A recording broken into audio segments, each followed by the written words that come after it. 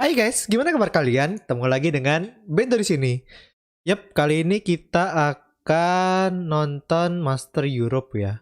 Dan aku lupa nyalain kamera ya. Bentar.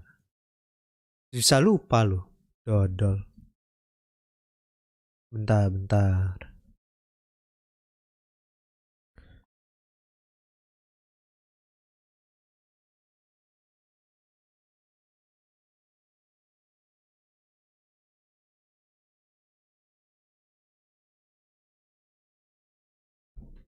Oke.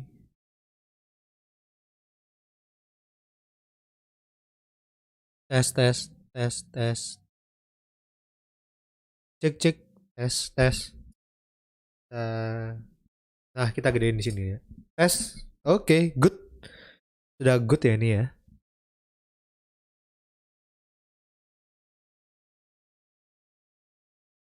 Tes. Cek, tes. Oke. Oke lah, suaranya udah good. That are going to be a part of this tournament. We'll talk about the format more in depth later down the line, but I just gotta say, I absolutely love it. We're gonna see incredible deck variety, even in this meta, yes, and it's gonna be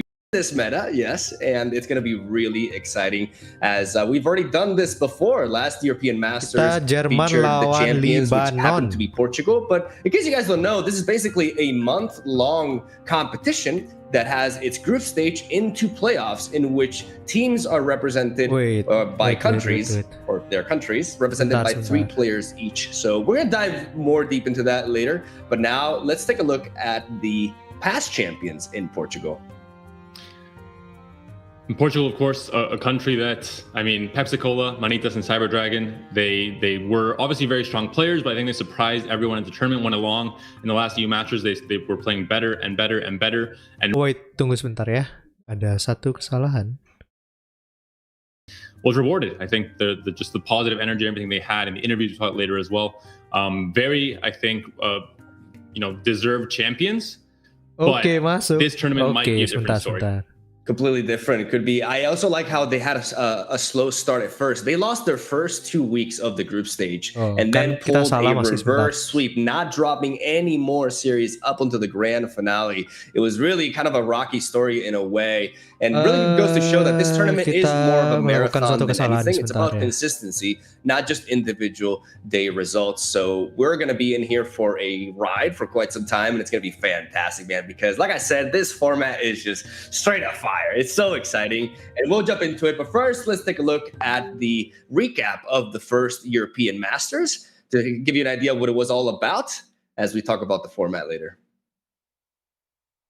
Welcome to the Legends of Runeterra Masters Europe, the Chronicles of Targan. Wait. Oke, kita sudah on ya.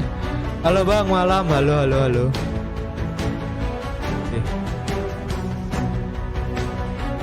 Malam Bang, malam Aditya Barian.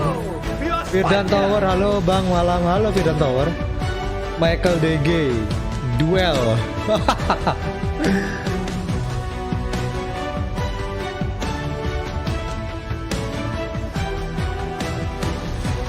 Bentar, ini harus diatur lagi ya.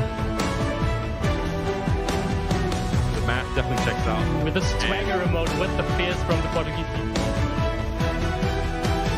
Okay, good.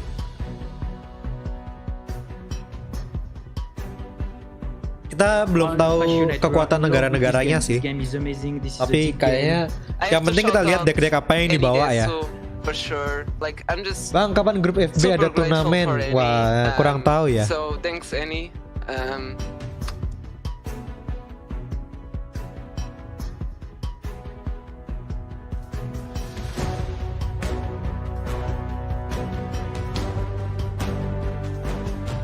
You have Pearsons, I have Pearsons, is what Spain is saying.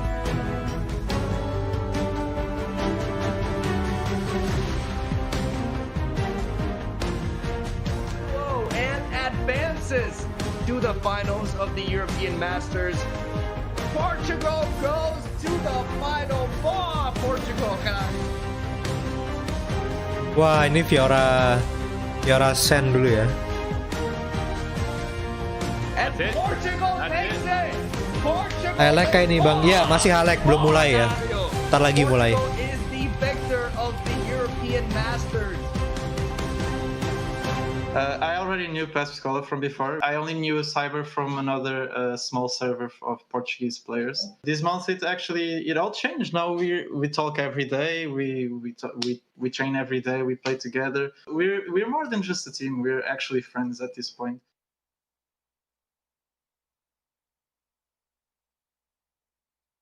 Sekarang itu tadi aku lupa. Jerman So lawan many memorable Libanon. moments from that. I don't know about you, but for me the highlight is the high five from your boy Bajitak, forever alone.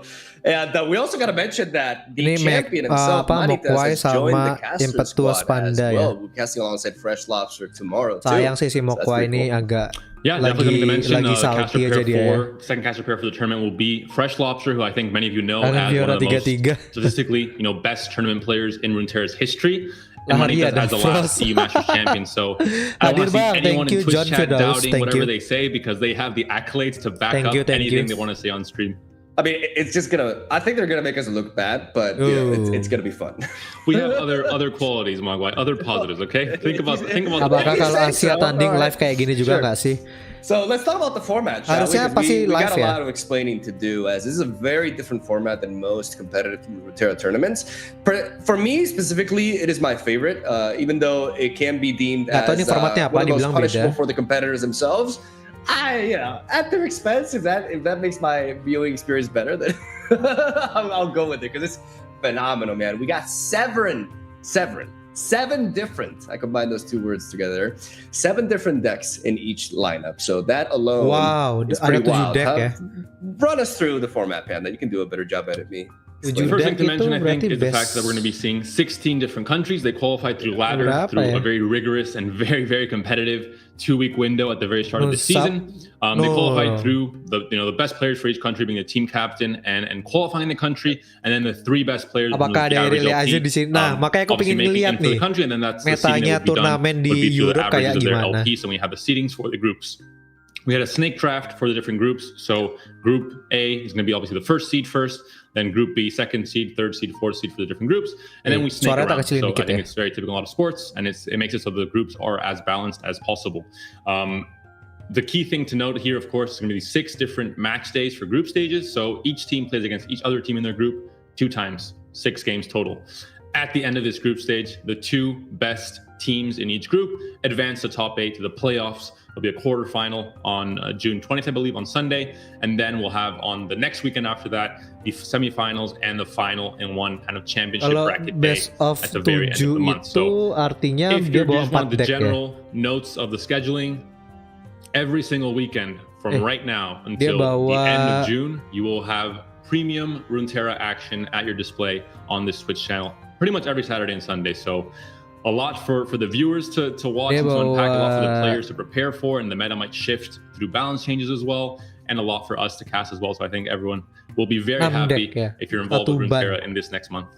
It's also really exciting to see how this format is going to progress as the group, the weeks go by. Because Yeah, last time we 4-3 saw kan certain berarti decks skornya being nanti. very prevalent early on, but then we saw a shift because Czechia made quite the impact with a brand new Yeah, deck that they 4-3 kan. introduced onto the tournament Best of 7. called Czechia Fearsome, which featured Elise and Kalau- Kalista kalau- in an kalau bawa 7 allegiance-based deck itu fearsome harusnya strategy, and that kind of like shifted best of the way 15. people were preparing, and we saw the different Harus lineups menang being 7 kali lah. changed here, and we're gonna see if the Kapan same mainnya abis applies this ini? time around, because in this Sabar, format, sabar.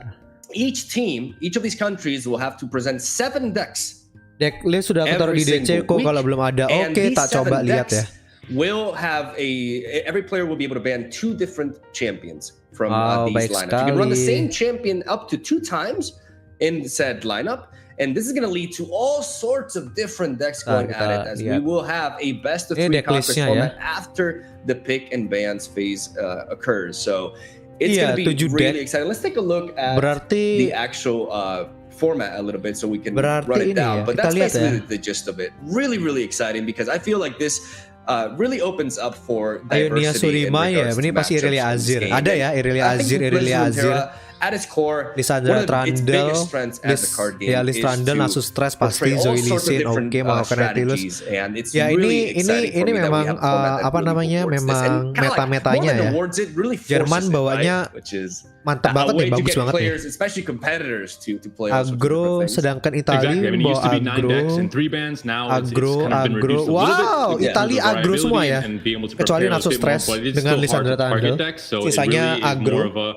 having a very wide spectrum of decks that you're able to pilot very well. And then once you get into the band stage, then you can try and have a bit more strategy and see what, maybe not a specific deck you're targeting, but maybe a section of decks that have similar weaknesses or similar, benefits to playing them. So it is going to be very strategic, and with a $24,000 price pool, ini sayang banget yang sifatnya Zoe Asol players harusnya are bisa basically told, hey, if you want this money, put your brains together and really crack the code. Try and break the meta. We think the meta's solved right now, but we talked about it at the first EU Masters. Players were able to innovate and they have an incentive to do so. Bawahnya macam-macam. Bawahnya mirip-mirip semua, hampir semua sama menurutku ya. UK, Tanggal Lisandra, Azir, Tas Nasus, Israel Timo, wow. Oke, Nautilus, Soraka Tamkens, mirip-mirip semua, paling cuma beda 1-2 deck ya. Untuk tiap orang. It is a very different environment from ladder. One of the things that we were talking about earlier is we expect decks like Nautilus Deep to have a very strong presence in this tournament because of the ability to ban dapat 12.000, lumayan. which exists on ranked, which is Azir Irelia. Once you get that deck out of the way, Deep matches up really well against a lot of the different decks in the meta, including the late game control king as of now in TLC, aka Trundle Lysandra Control. And having the upper hand in that matchup is really important. So we are going to see a very, very, like I said, different environment from the ranked ladder. Let's check out now the countries that made it to this tournament. It was already a major step even making it this far, because I can tell you, I was checking the ladder those 2 weeks and it was just so competitive in the meta where things were Jerman probably, pretty rocky bagus with sih, Aurelia and Fresh UK juga lumayan. King and kemungkinan queen besar of the meta. sih But in this case we see it here. Sounds like a fun time. Irelia Azir bakal di ban karena orang-orang bakal nge-ban Germany, Spain, France, and UK did not care about this. They come in with the top 4 seeds.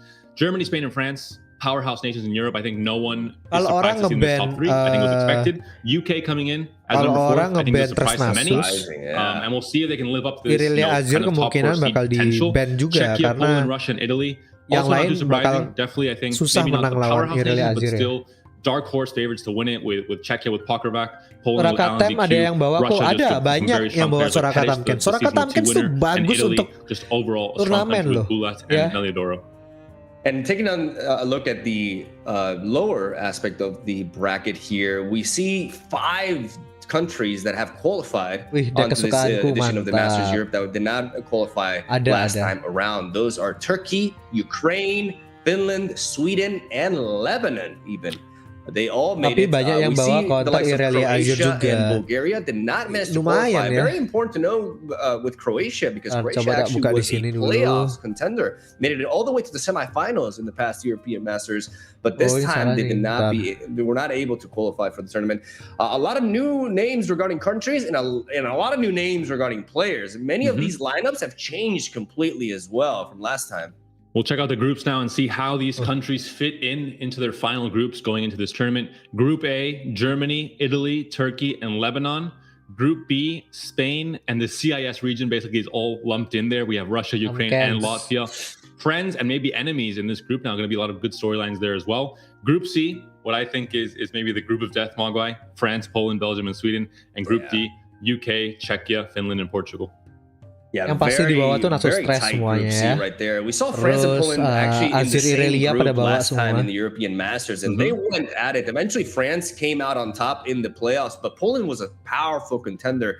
And we do see the Group D with also a similar both Czechia and United Kingdom. But there is a number 4. We have last season's champion in Portugal going to go on against what I believe was one of the strongest teams last time around in Czechia. So Group D could still be the group of death. Like all these groups are actually very packed. Naturally because of the seeding, man. Karena disuruh banyak bawa deck macam-macam ya. Deep juga ada, ini juga ada. Latvia is going to be really intense. Ya. Latvia has quite a lot to do right there. Like we have certain underdogs in this lineup, but gak ada. Semuanya pada bawa paling banyak 3. We'll check the matches for today. Gak ada We'll yang bawa to see what champion will be 4 on ya. stream and what will be off stream. Of course, 8 matches played Gak per ada. day. 4 of them on stream here with us today. Camp lebih Mogwai and I dari will be 3 casting all the matches, nggak bakal and kompetitif 4 sih. matches played off stream.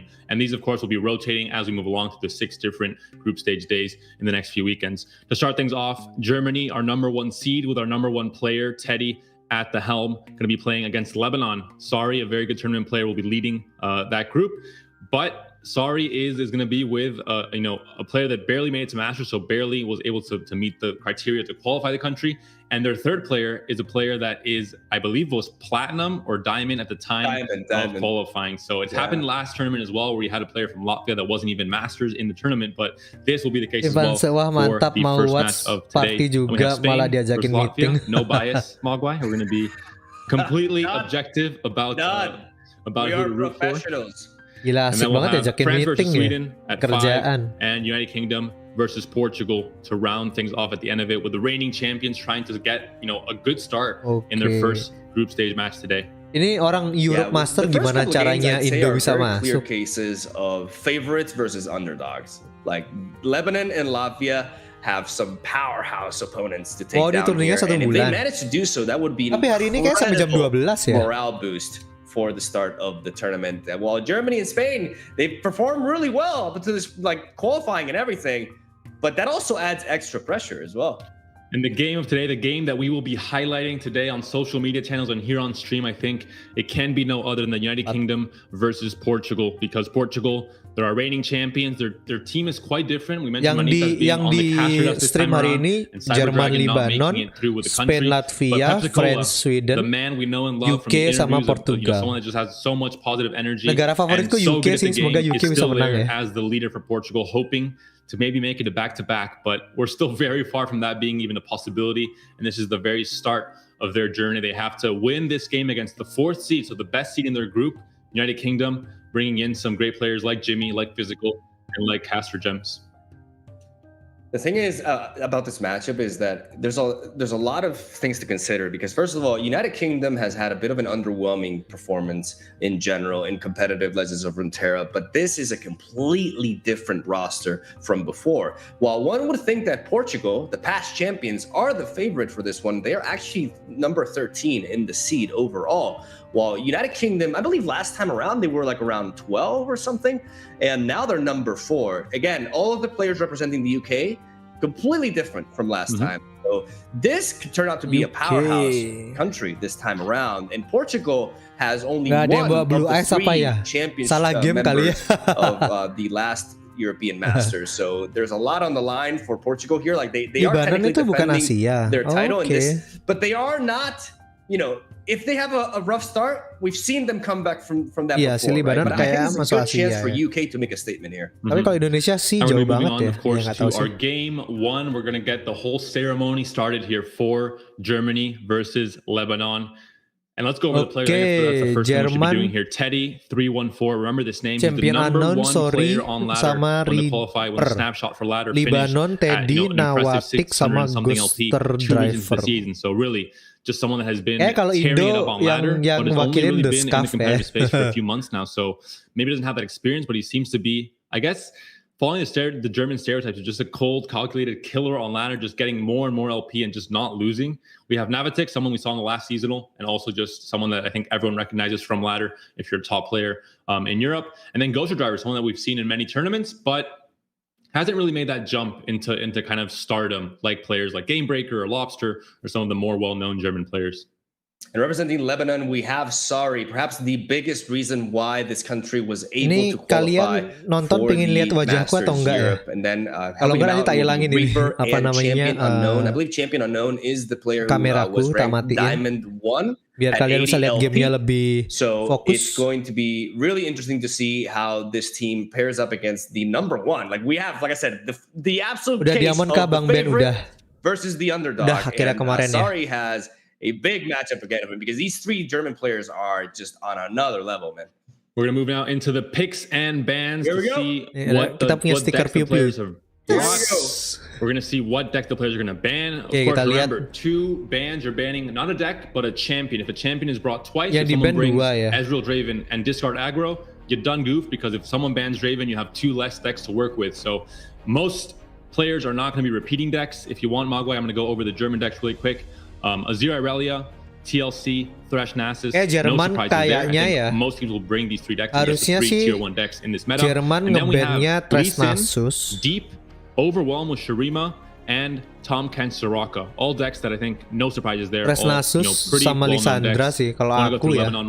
Yeah, I mean, it's important to note that these lineups are very similar. In fact, 5 out of the 7 decks are identical. The 2 decks in which both lineups change is we have Germany with Lee Sin and Tom Kent Soraka, which is a very specific archetype that has some really crushy matchups.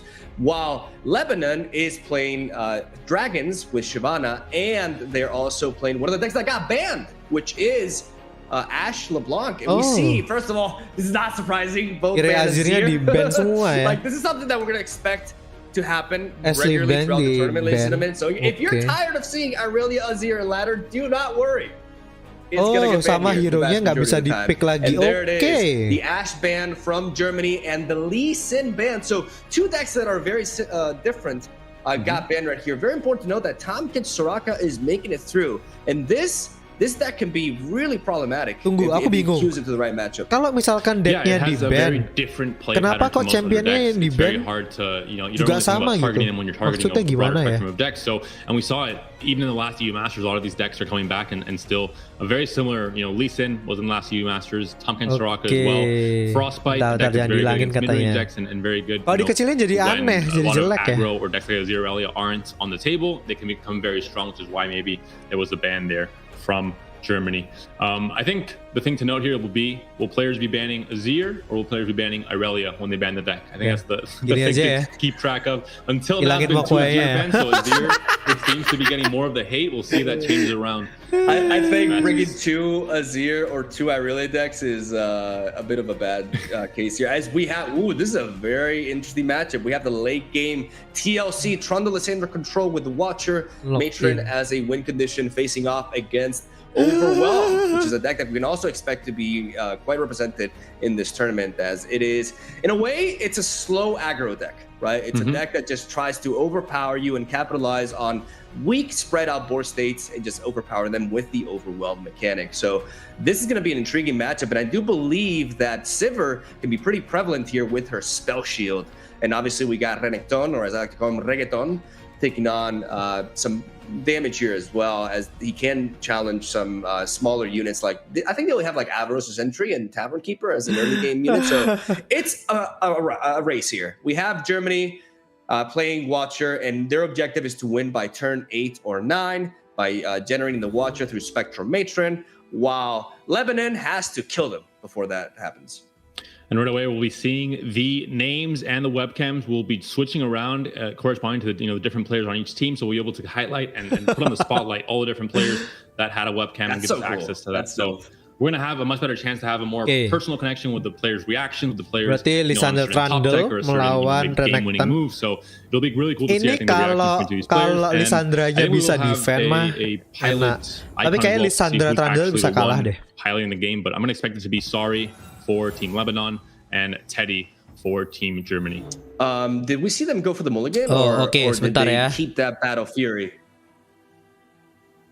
So I'm not sure if they kept that Battle Fury from the beginning or they mulliganed into it, because I saw the Watcher Lysandra mulligan for Germany, but I did not see the mulligan for Lebanon, because if they keep that Battle Fury, that's a very interesting call. Ini harusnya sih bakal turun pasti Ruthless Raider-nya. Flash free, so I think they probably mulliganed into it as they lead off turn 2 with the Ruthless Raider, looking at 3 damage to the opposing Nexus. And ini harusnya Jerman bisa menang sih. Besides, Avaros Sentry is a very good drop here, because it will trade into the Ruthless Raider here. Round 4 bisa Yeti. Stats overwhelm. Tapi dia antara dua ya, round 4 quite favored versus TLC because they kind of hit their power spike right before TLC. Renekton atau round 4 Yeti. It's an awkward moment, but like you said, with triple flash freeze against a deck that tries to hit you with just huge attack powered units, it might kind of even it out a little bit. But usually, I think we see 60%. Oke, yang penting masuk 2 damage berarti. Overwhelm. Buat Sejuani ya.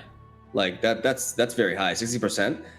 That's definitely something that Lisandra should be bakal very turun. happy about. As we've seen attack here from Lewis Raider, going to push for 2 Atau nggak bakal damage, knocking nge-heal out the ya. Avro's Sentry as they pick up a Troll Chant. Flash Freeze, arguably the most powerful card here. Ya, ini Flash Freeze bagus banget ini Germany, untuk as it allows them lawan to just completely nullify an attack for just 3 mana. Important to note that Lebanon does have an Ancient Yeti untuk lawan in their decknya. opener, and that's always fantastic. Every round, the Ancient Yeti's cost will reduce by 1. Sebentar. And having it in your opening hand naturally is fantastic. Oh, Jermannya yang Listrandel ya. To drop it early alongside other threats as well. Mungkin we see bakal a nge-heal Shapestone there as well with some card draw with Preservarium too, which will enable the +3 power boost from Shapestone.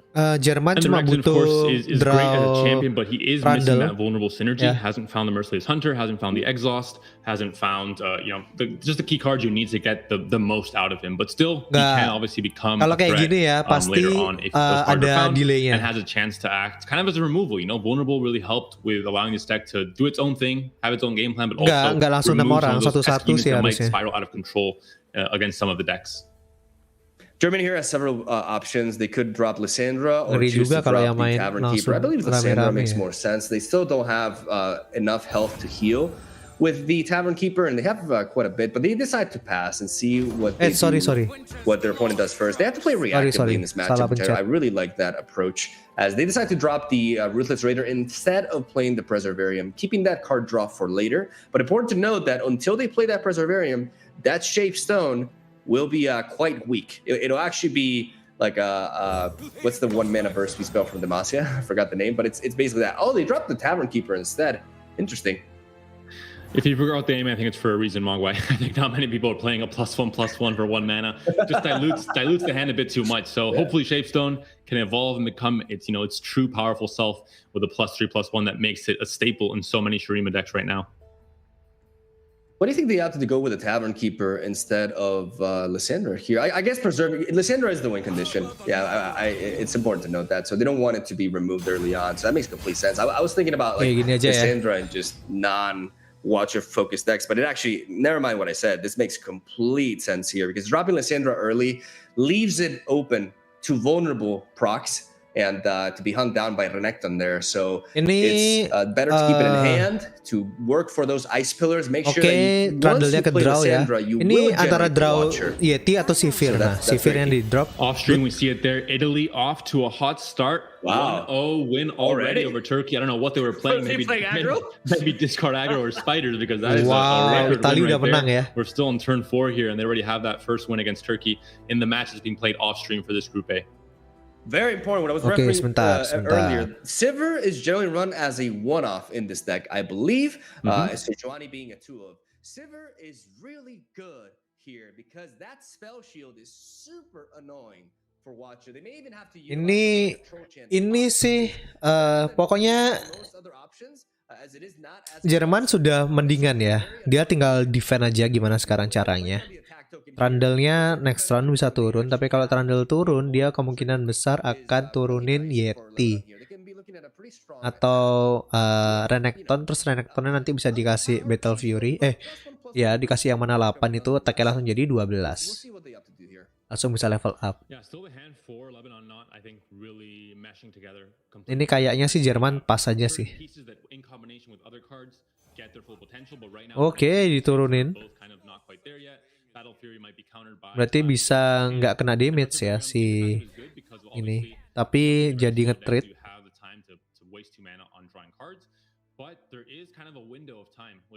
Ya ini pasti Lebanon nggak bakal ngapa-ngapain. You definitely want to block the Ruthless Raider, but I believe you can hold on to blocking Sivir and preserve that 3/3 body.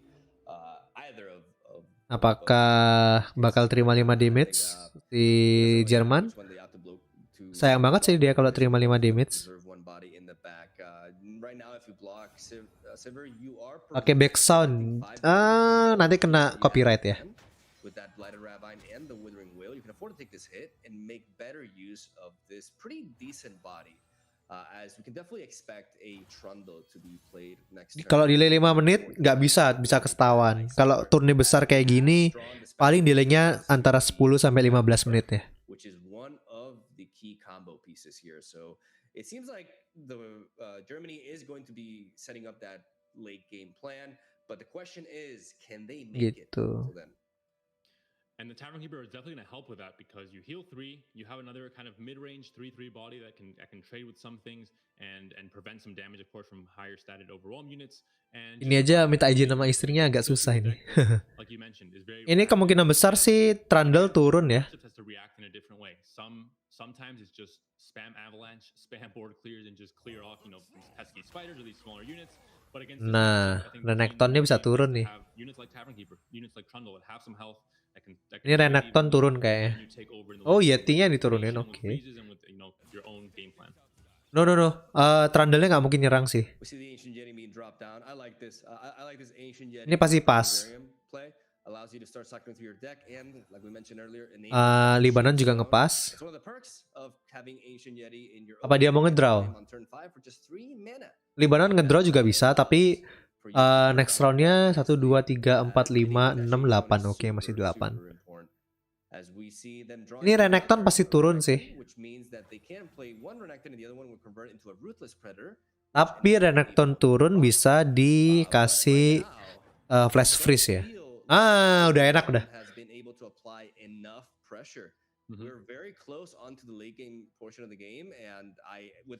Ini round 7, 8, round 9 sudah bisa. 6, 7, 8, 9 dia langsung attack. Bisa.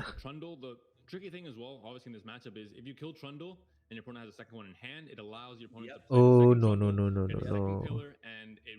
Round 7 Lisandranya harus turun. Round 8 Lisandranya harus stay on the board. Gitu. Ini berapa besar bang? Baru mulai ya. Ini kayaknya apa namanya? Ada grup-grupan, masih pelan-pelan. It sometimes can be, can bite you back if you kill Trundle and your opponent plays one again. We see double Shapestone in Lebanon's hand. One of the key things here for Germany is that normally ini Lebanon bisa menang sih. Be at the risk of passing over initiative and having all that mana burnt. But the thing about overwhelm decks, like other aggro decks, they have to attack. So they can't really play with the initiative game nearly as much as other decks can. They need to attack to win. So Germany doesn't have to spend any mana here, and that means they have access to Troll Chant and Flash Freeze. So a Troll Chant could potentially bait even double Shapestone, and Lebanon has to be very careful with focusing those 2 Shapestones on the same target because then that Flash Freeze is gonna be devastating. Bisa pakai overwhelm deck nggak bang? Bisa aja sih, tapi aku kurang jago sih.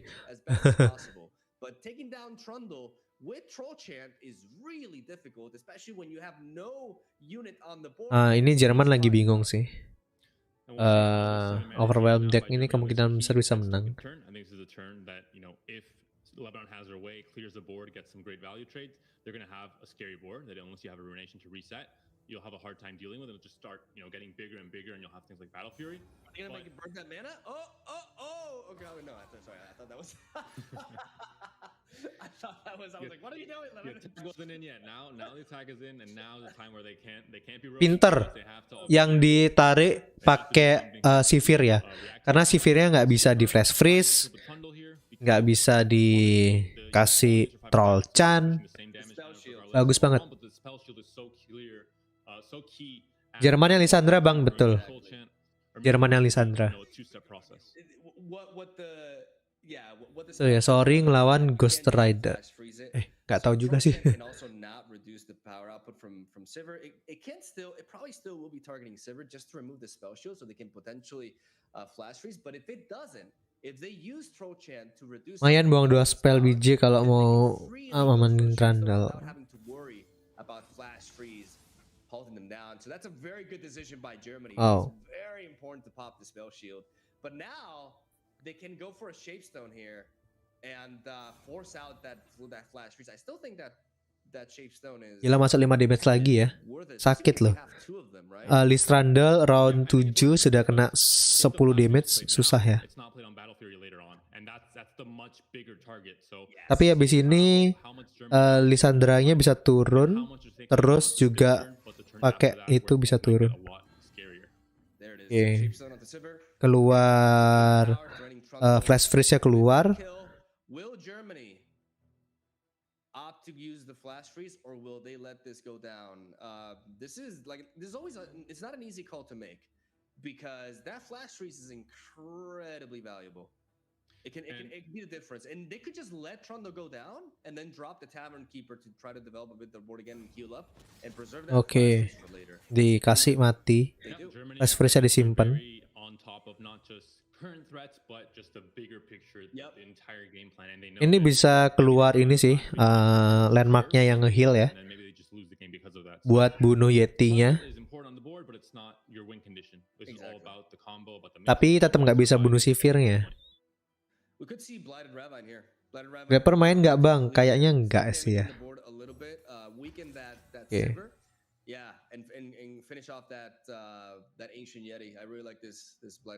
Kalau dia pakai Stepstone-nya ke Yeti sayang banget sih. Jadi kayaknya sih nggak mungkin dipakein ya. Oke, pas. English sometimes just doesn't have any rules. Is that even a real word? Just YOLO. What is a ravine? What is that? I think it's like a crevice in the ground. It's like a geographical term, like a kind of like a valley. Ini dia bisa nge-heal dulu, pakai yang 3. I'm gonna go with that word doesn't exist. Well, that's a bold move going against what I'm saying, but all right, Mogwai, I'll accept that challenge. We'll Google it after this on the break. Ini Lissandra sih kayaknya harus turun sekarang sih. Buat setup nanti di round 8. Let's get to the combo as quick as possible because time matters, but then people notice time doesn't matter. Just control all the time. Don't waste mana on a 5 mana. Just control all the time. I like it. Antara heal dulu dikeluarin atau Lissandra, tapi harusnya sih Lissandra dulu. Karena kalau dia nanti keluarin yang 2 mana itu, nanti kalau dikeluarin unit lagi bisa ketarik kan, langsung dikasih Renekton. Jadi agak susah kalau Lissandranya yang ketarik. Gitu. Tapi ini harusnya Lissandra dulu turun ya. Yep, pada lagi ya.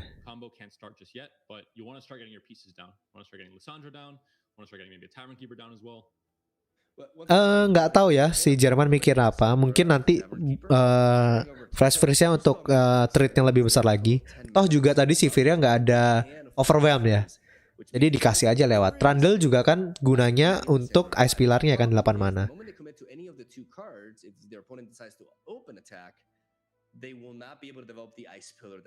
Nah ini bahaya juga sih. 5 tambah 7 12 mananya cukup sih habis ini. Kurang. 8 tambah 3 cuma 11. Dia nggak bisa Withering Wail sambil yang 7 mana ini, sambil nge-kill, sambil Vengeance. And then we'll develop our own stuff. So very methodical pass there by Germany. A bit scary to go for, but they're fully aware that they're okay. They can deal with another hit. And some key subtle things to go over here. Germany is kind of maybe expected to play Lissandra this turn, just to have her on the board for when they have to go for the Spectrum Agent combo, which is an 8 mana play that you have to kind of use all your mana. And next turn will be a defense turn. So Lebanon also know this. I think they know that we're at the stage of the game. Nah, kalau kayak gini susah, dia nggak bisa turunin Lissandra. Dia harus nge-heal pakai yang 3 mana. Tapi mungkin dia juga bisa Withering Wail. You have the thing is like as long as you have that Shapestone in hand, it's not really a big commitment. Like you're going to be able to protect your Sivir, and there's like the thing about the Withering Will play is the moment you get that +1 health, that means they have to commit another, unless they have a Vile Feast, that would have to be an entire another Withering Will play, and that's really scary for Germany. Ini bagus Withering Will sih. Terus dia bisa nge-heal pakai Tavern Keeper. Jadi Jerman masih punya 16 health lagi ya. Dan Lebanon harus commit Shapestone-nya biar Sivirnya nggak mati. So that it does not get capitalized on by a vulnerable hit. They're down to 10, man. They're not that low. Oh, they go for the Withering Will immediately. Okay. All right. Very interesting. This makes the Shapestone to save a unit. You're missing out on the attack. So I like this. I like this play a lot. Yeah. From Germany. Really. Ya, ini bagus sih. In an awkward position. Maybe they hadn't considered this chance. Maybe they thought, oh, they have to develop Lissandra.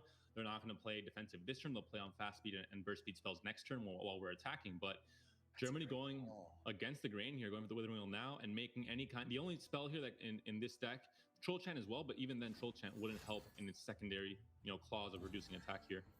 This proactive Withering Wheel is such a great call. Yeah. There it is, and that's a massive. That would have been a massive attack. Okay, good. It's so much better to play this in this turn than on the attack. And preserving, you need, because on the attack you need to preserve Vengeance and Flash Freeze. But the thing is, by going for the Withering Will here, if they decide to drop Lissandra, they no longer have the ability to play Vengeance and Flash Freeze, and that's scary.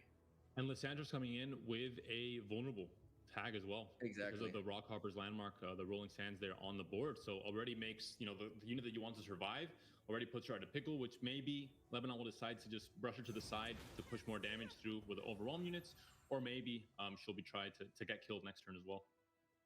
I think this means that you can't drop Lissandra. Ini susah juga ya, naruh unit salah, naruh dia nggak apa-ngapain juga salah.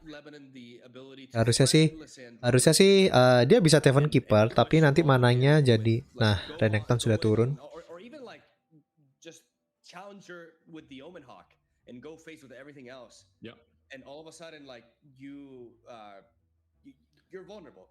But now that Renekton has gone down, you definitely cannot play Lissandra, because Renekton is a fantastic way to capitalize on Lissandra while you're still pushing a lot of damage with the other ones. Ini kalau pas nanti bisa kena 10 damage tambah 8. Nah itu yang susah.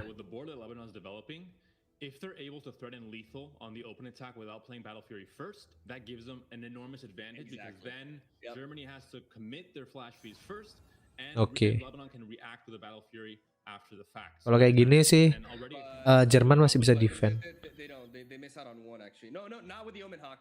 Now they actually, oh my god, this is beautiful. Now they actually represent exact lethal if Lebanon puts down Lissandra, because the 2 damage from Renekton, because of the tough from Lissandra, plus the 11 right there will lead to, and we see no development here, because you're actually just empowering their Renekton. Ini kalau dia turun,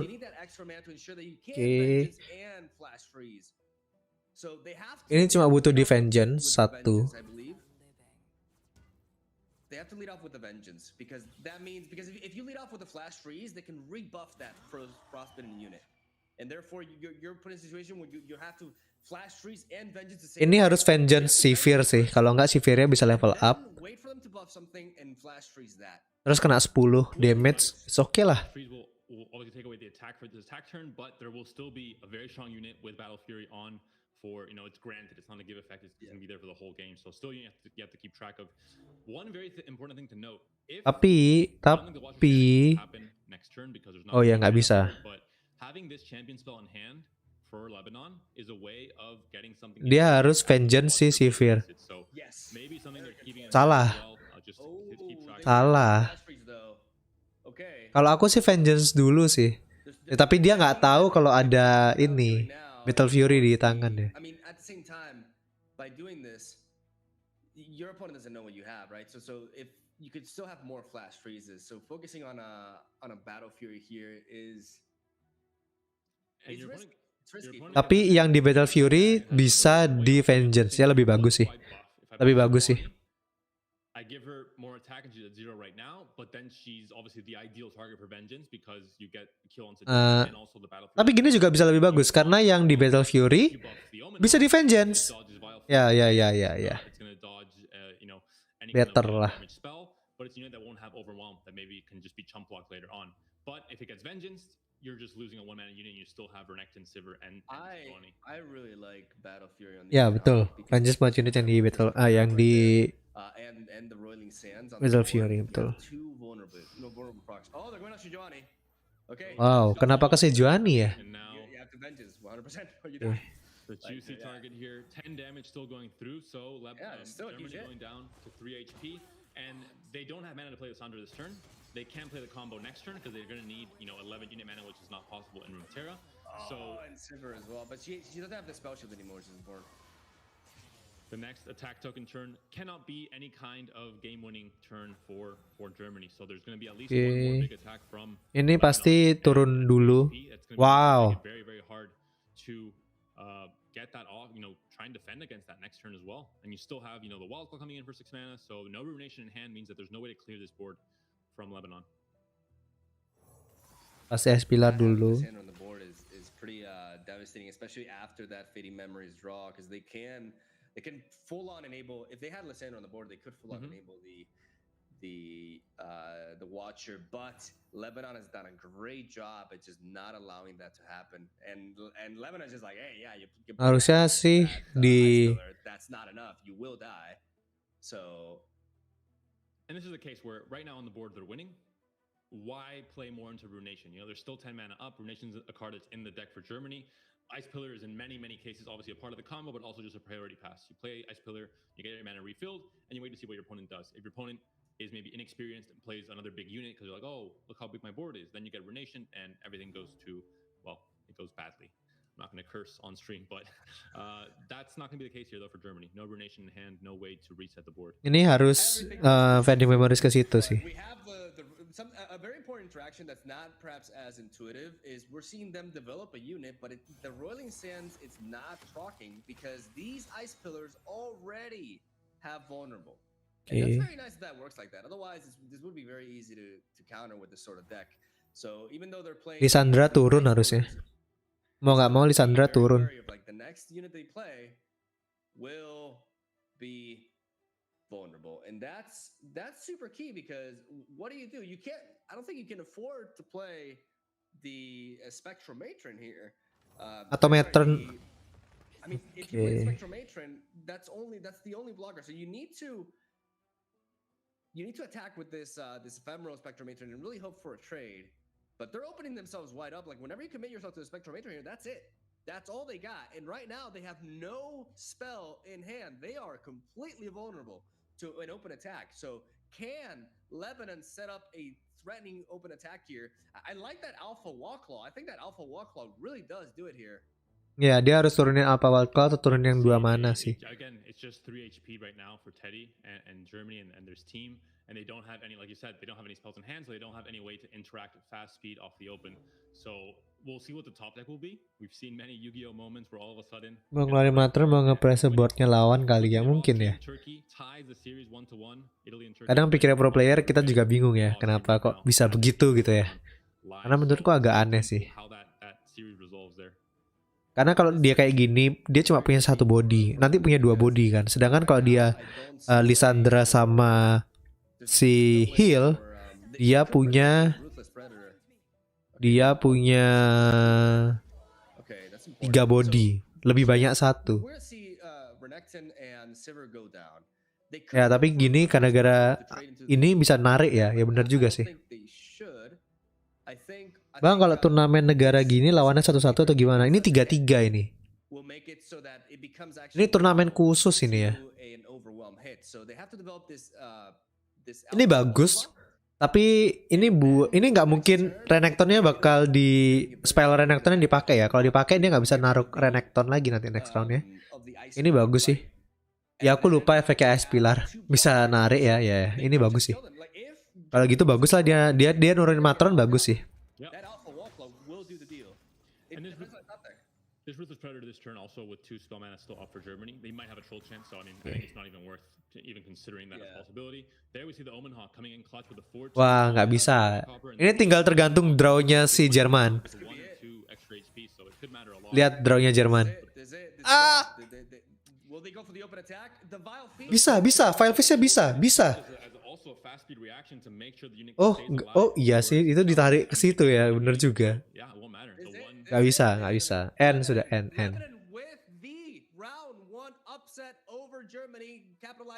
N masuk 6 damage tambah 4 masuk 10 damage gak bisa. Nah, aku lupa pilarnya bisa ditarik ya. Oke. Lose. Jerman kalah.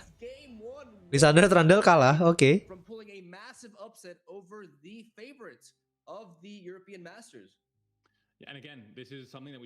GG. Overwhelm is going to beat TLC right before they can get their combo off, and that's how it happened. We're going to check out a very video with some interviews with the 2 team captains, just for the viewers to get to know them a little bit better as we wait for players to get ready for the second game of this series. Check it out. Lebanon bagus sih match-up-nya. I'm pretty confident in my ability to pilot the current meta decks. But I would not. Oh, Jerman di qualification-nya juara 1 ya. I mean, ladder wow. is very different from tournament play. So I don't think being number one means that I'm better than my opponents or anything, but I'm still confident. Yes, I think so. Germany has a lot of pretty competitive players, and yeah, I think we. Jadi satu deck itu diisi 3 orang atau BO3 1 lawan 1? BO3 3 lawan 3. Jadi 3 orang saling kerjasama gitu loh. Yang mikir 3 orang. Begitu. And yeah, we've been talking a bit, and I think he's a very good player, so I'm looking forward to our games. Yeah, that's actually. Habis ini kita nonton Spain lawan Latvia. Tapi ini masih banyak ya. Anjay Mokwai. Oke, makasih Bang sama-sama. And that name just kind of sticked. I think overall we should be a little bit favored, just going off of like ladder performance so far. But like I said, I think Sorry is a very good player. Masih nunggu match keduanya ya. I think it will be a close match. I'm looking forward to it.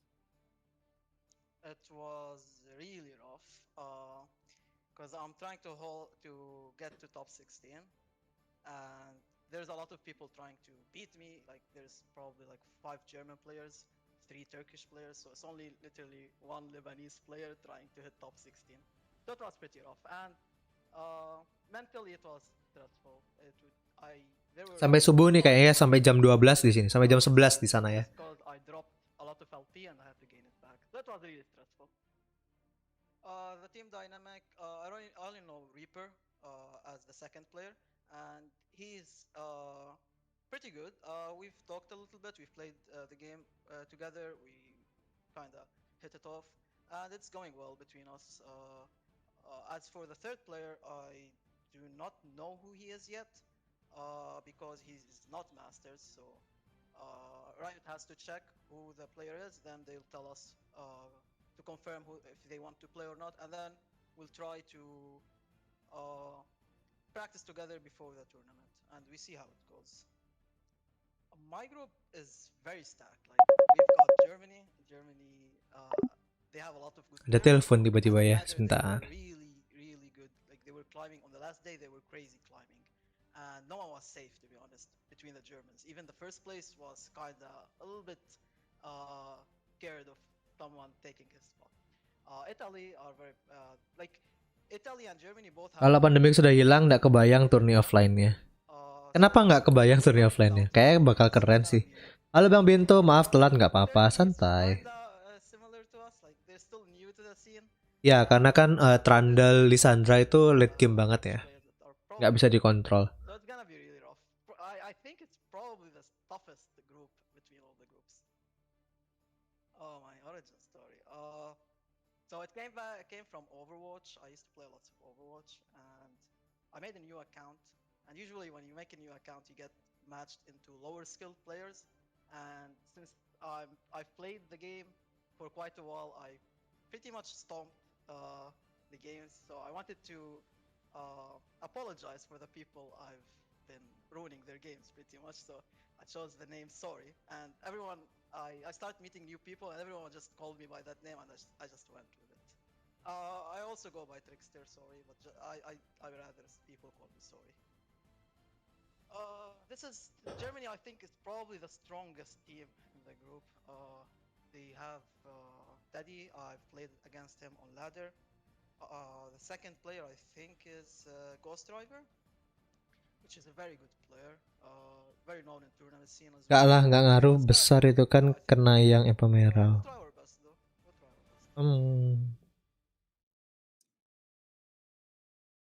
All right, we're back, and we already have the picks and bans and everything, so we're gonna go through this real fast. Okay, yang di pick. Round 2, and we just had Lebanon pulling an upset win over Germany with Overwhelm. Overwhelm, a deck that we're definitely gonna be seeing much throughout the tournament, as it does put in the results, and it, like Panda mentioned prior, matches up really well against Watcher, which is very important in a format like this, where you're gonna be directing your ban at Azir Irelia most of the time. Let's see what they're locking in. Deep! It's Deep versus Thresh. Oh, I love it. Wow, Deep lawan Thresh Nasus. Deep bisa menang sih. Deep bisa menang. Deep yang sekarang bagus bawa ini ya, Harpoon itu ya. Buat nyelamatin tuh bagus banget sih.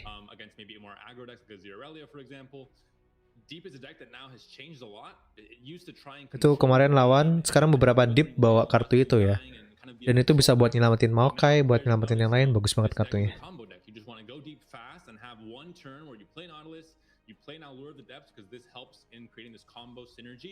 And it's a combo deck. It's really a completely different deck from what it used to be, and really is proving to be very, very competitive in a tournament setting where you can ban certain decks.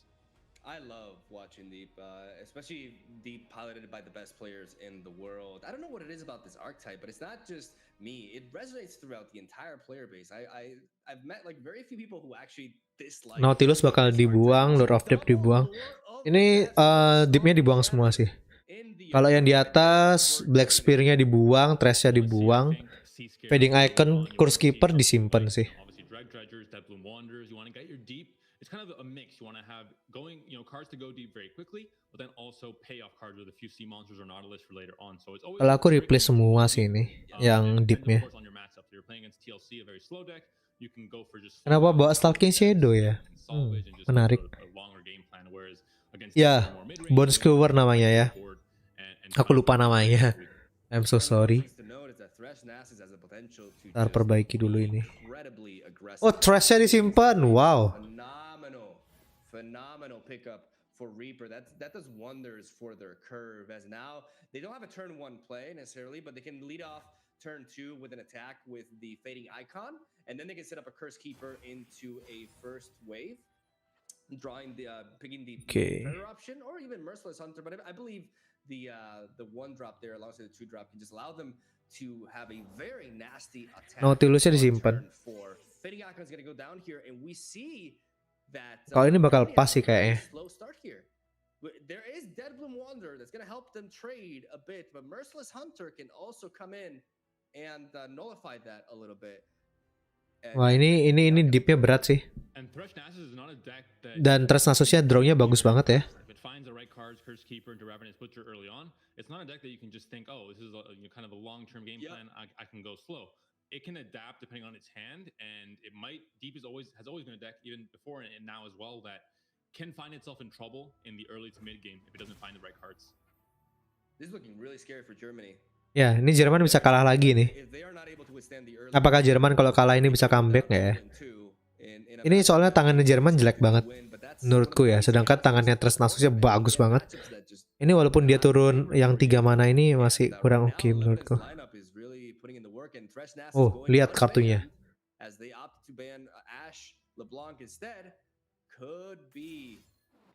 A very bad case here for Germany. Yep. Germany should have expected this deck to come online as well. I'm not sure what they were expecting with this deep queue, but right now we see Lure the Depths, and they do pick up the Sea Scarab. But the thing is, you cannot play Sea Scarab and the Deadbloom Wanderer this turn. So they're looking at a nasty hit next turn for sure, and they are opting to go with the Curse Keeper into first wave setup. And for those newer players, Sea Scarab, one of the newer cards added to the deep archetype. It's an engine-based card. You play it out. It has a deep tag as well, so once you go deep, it gets more stats. But once you play it, any unit that dies on your side of the board. Laptopku masih ultra 120 fps, mantap dah, mantap. Sujong Loy, keren. Great over itu yang 2 lainnya ngasih saran gitu bang. Ya pokoknya mereka main bertiga lah.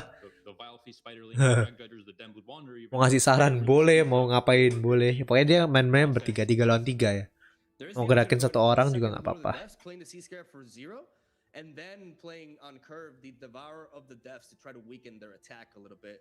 But that makes them a bit more vulnerable to an open attack because they will not have that lifesteal blocker. So this is wow. Ooh, that's risk. Wow, berani ngepas dia. Right now this open attack is only 4 damage. So they don't have to do anything. But you can definitely expect them to make a play once this first. Ya pasti last win lah. Ini mau nggak mau pasti turun yang lifestealnya. Nggak bisa nggak. And piling up a scary amount of stats, which threaten a massive open attack, which may force the Deadbloom Wanderer from Germany here.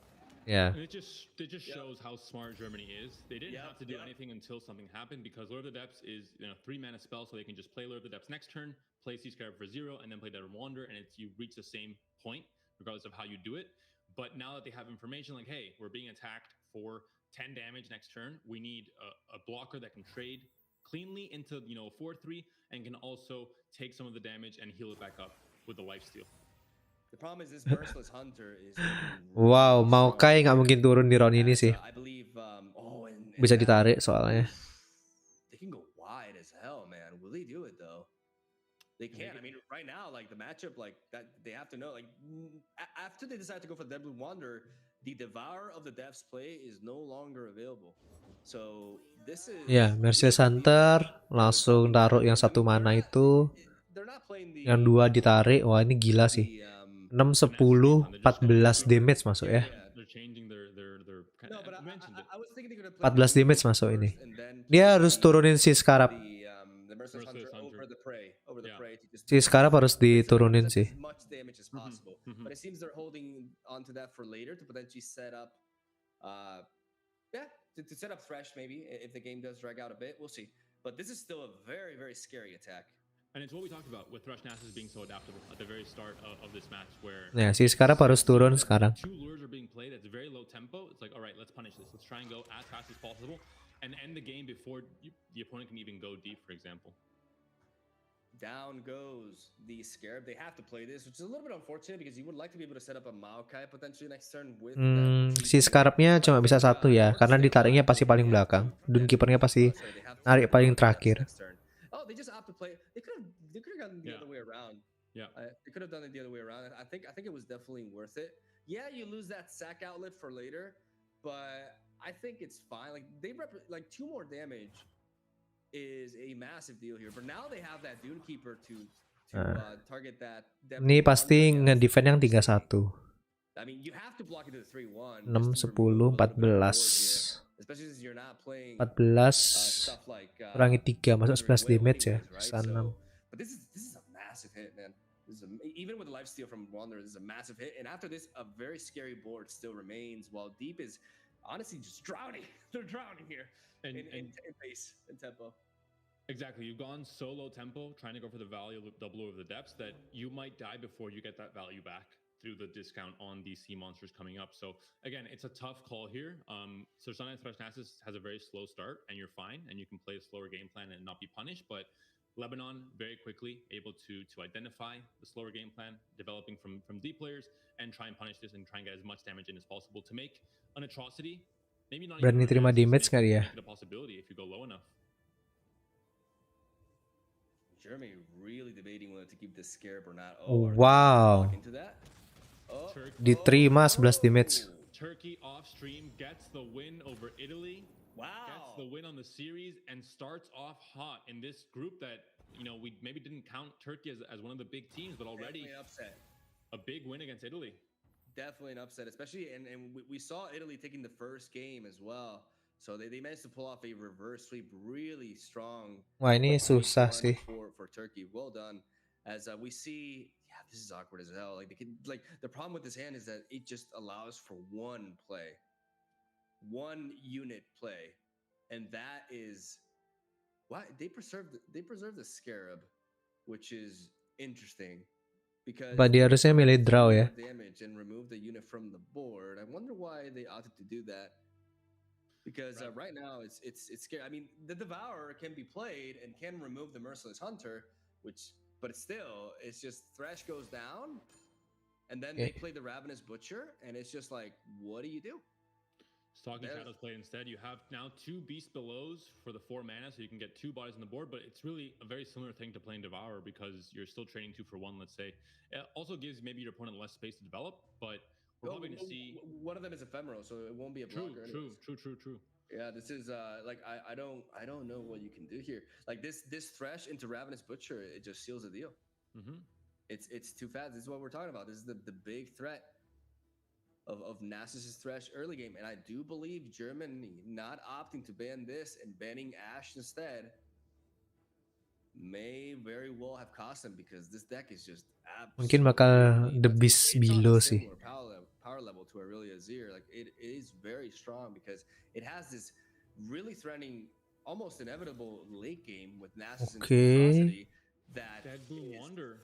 We're gonna we can maybe see Ravenous Butcher into the Black Spear onto the lifesteal unit to just really make sure it doesn't get any lifesteal. And there's no chance. I don't think it's necessary. I think you play Thresh into Ravenous Butcher anyways, and you drag the lifestealer.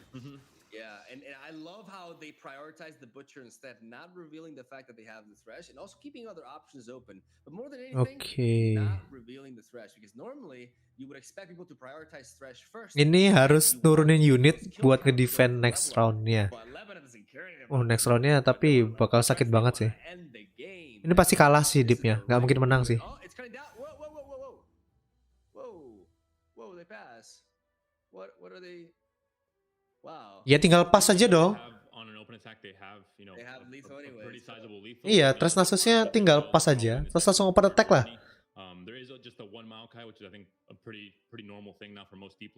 Atau turunin Thresh juga udah pasti menang sih ini, nggak mungkin nggak. Bang kok dilama-lamain nih, nggak tahu ya. Ya namanya turnamen kan pasti mikir cara optimal ya. Kalau kita kan nontonnya kita tahu kedua hand ya. Jadi kita tahu bakal menang atau kalahnya gimana.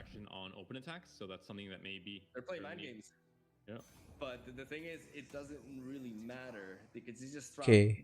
Kalau aku jadi Jerman sih langsung suren sekarang sih.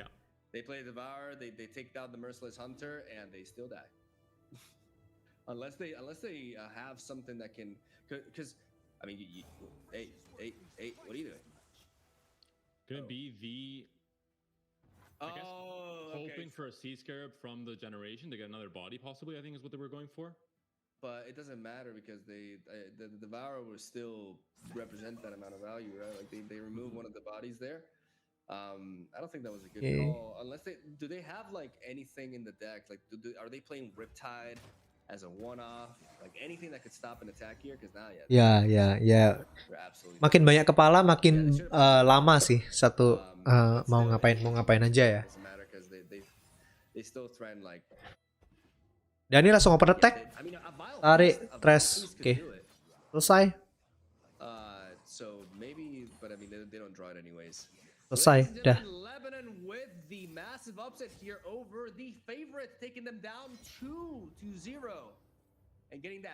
Wow. From a morale boost standpoint, this is fantastic. Wow. Wow, berani sekali pakai. Sebenarnya bisa menang deep sih, cuma ini awalnya terlalu jelek tangannya si Jerman ya. Deepnya terlalu jelek sih.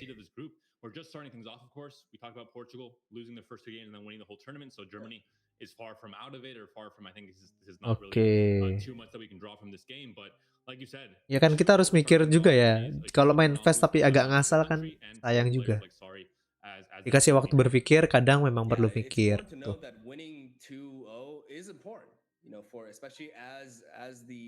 Ya, tangannya berat sih.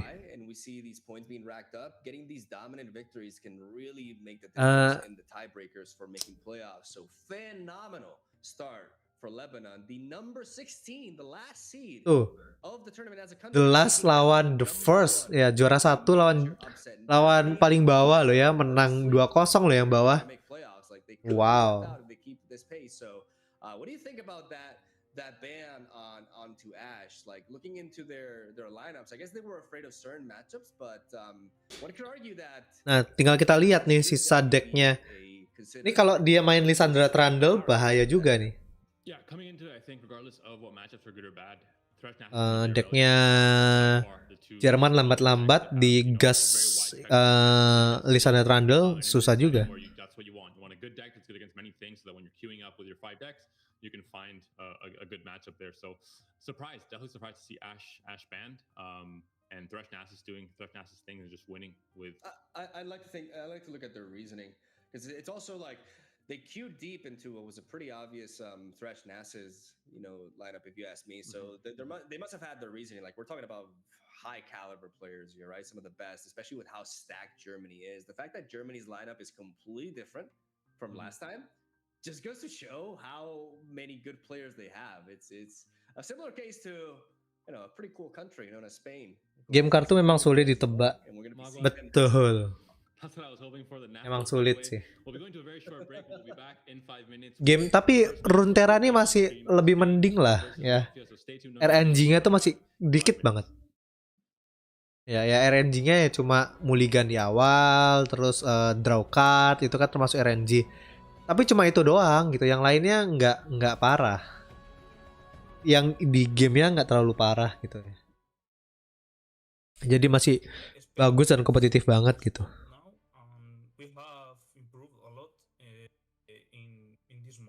4 menit lagi. Oke, aku ngambil minum dulu sebentar ya. I think it's good to have the previous experience, but I think the general level of the event is so high, it won't matter so much. I think it's a good group to play a good role. When I was very little, I tried making a username on PlayStation and everything was taken. So I simply wrote some letter at random and the later added fall. I don't know this group well, but if they arrive here, they will certainly do a good role. For me, it's more. I'm happy. I'm just happy that we have a really strong player in Latvia because I'm kind of new in Runeterra. I'm not like a really good player because I'm playing for less than 3 months, and I know that I wouldn't make it. I couldn't make it because I'm just not as experienced as him. And it's just fantastic to have a player who was playing on last year Masters, so he has a lot of experience. He's a good ladder player, so I'm just happy. I'm really happy because I don't think that I or another players from Latvia could have made it. I think everything is okay. We are training. We already started to training. We are testing matchups. We prepare our deck lists. So to be honest, everything is okay. I think dynamic is really nice. We have a really good relationship with. I have really good relationship with another players. So everything is great. We are ready. Kinda sad that we have to play with Russia and Ukraine in one group because all three countries, Latvia, Russia, Ukraine, are from same region. So we have a lot of people who will be watching. They will have to watch us playing against each other, and that means that some of these countries could not make it to the playoffs. So kinda sad, but there is a lot of good players in Russia, in Ukrainian team, so I'm really looking forward to play against them. This will be a really nice challenge. My in-game name doesn't really mean something. It's like a word from. It's not even like a normal word. I just was some time ago. I was working as a music technician. And when we were setting up drums, we used to call snare drum like a drobane. So I just love this word, and I started to using it in my in-game my in-game name. I think it's one of the most comfortable matchups for us, because I think that Ukraine probably is the most dangerous team in our group. So I think that Spain and Russia will be pretty okay for us. I'm not scared of Spain and Russia.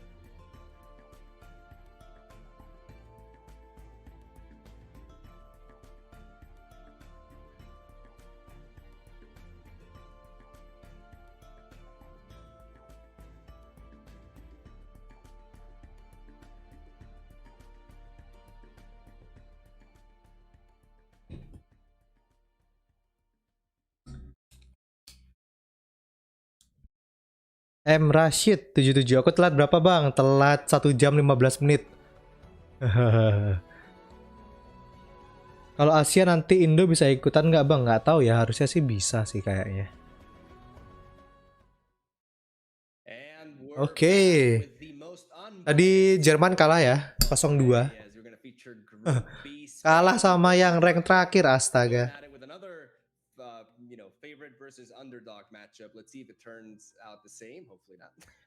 Spain, kita lihat dulu ya decknya Spain. And Spain, I think we have to mention, is in a completely different position. Decknya Spain itu. In the first few matches, they did make it to top 4, but that was considered a surprise back then. Spain. Kali Spain. Wow, Spain bawanya mau kayak Nautilus Deep, Irelia Azir, Asia Blank, Ezreal Timo, berarti main Jamur. Trundle Lisandra, oke, berarti ya. LC, Renekton Sivir Sejuani, oke, Nasus Trash. Good ya nih ya, Spain.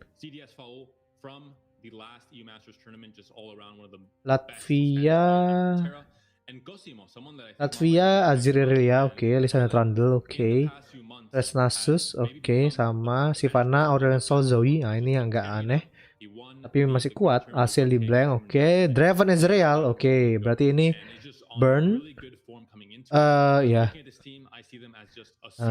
Slow burn. Zoe Lee Sin. How stacked Spain is when it comes to players. When it comes to the qualification phase, we even had just absolute masters of the game like Vaxitos barely not make it because there was so much competition. Ya, decknya mirip-mirip ya. Tinggal tergantung mereka bandnya sama picknya yang buat bisa mereka menang ya. Terus Spainnya nomor 2 rankingnya. Cosimo, Sergitu. Tuh mirip banget. Yang pasti di ban sih Irelia Azir. The pick and ban phase is starting. We're gonna go through the decks very quickly for Spain. We're gonna see Deep, Azir Irelia, Ashe LeBlanc, Timo. Ini lucu ya. Gambarnya ada yang level up, ada yang enggak. TLC, Overwhelm, and Nasus Thresh. And for Latvia, Maliona, take us through those decks for Latvia. We got Azir Irelia, naturally, Watcher, Thresh, Nasus, Dragons, Ashe LeBlanc, Easy Draven, and Lee Sin. Zoe, a pretty cookie cutter lineup if you ask me. Some of the most powerful proven decks in the meta. Ashe is perhaps not as popular as a ladder deck, but she definitely is as a tournament deck, having some very key matchup against some of the mid-range ya, decks. Asia Blank itu deck turni banget ya. Spain's lineup is that they have quite a bit of Freljord in it. They have Ashe, they have the Watcher, they have Overwhelm, and one of my personal favorites, Ezreal Timo. And the first ban, shocker! We have Irelia and Azir hitting the ban. I'm going to keep a mental note of the counters here. Azir has been now 3 bans and Irelia 1, so Azir is more hated than Irelia for some of these players, it seems like. But no surprises there, I think, for both of us. This is the deck we'll be seeing banned, I think, throughout the entirety of the tournament. If it's ever played, I'd be very shocked because you can't really target decks in this format, so I think it might be harder to just try and target the strongest deck. Ya. Kalau tipe kayak gini kita nggak bisa target ya, karena decknya terlalu banyak, yang dipakai juga sedikit. Berarti deck yang susah dikalahin yang harus di ban. Irelia Azir memang menyebalkan. So Latvia, we haven't spoken too much about Latvia, but Latvia is the team captain. Oh, there is a second ban. We see the Watcher, Lissandra, taken down for Latvia as okay, easy trade. I thought for one second that Timo Ezreal was banned, and I was just absolutely heartbroken. But no, it is Easy Draven from Latvia. Oke, berarti Easy Timo-nya di ban. Terus Easy Draven-nya di ban. Easy Draven-nya di ban, terus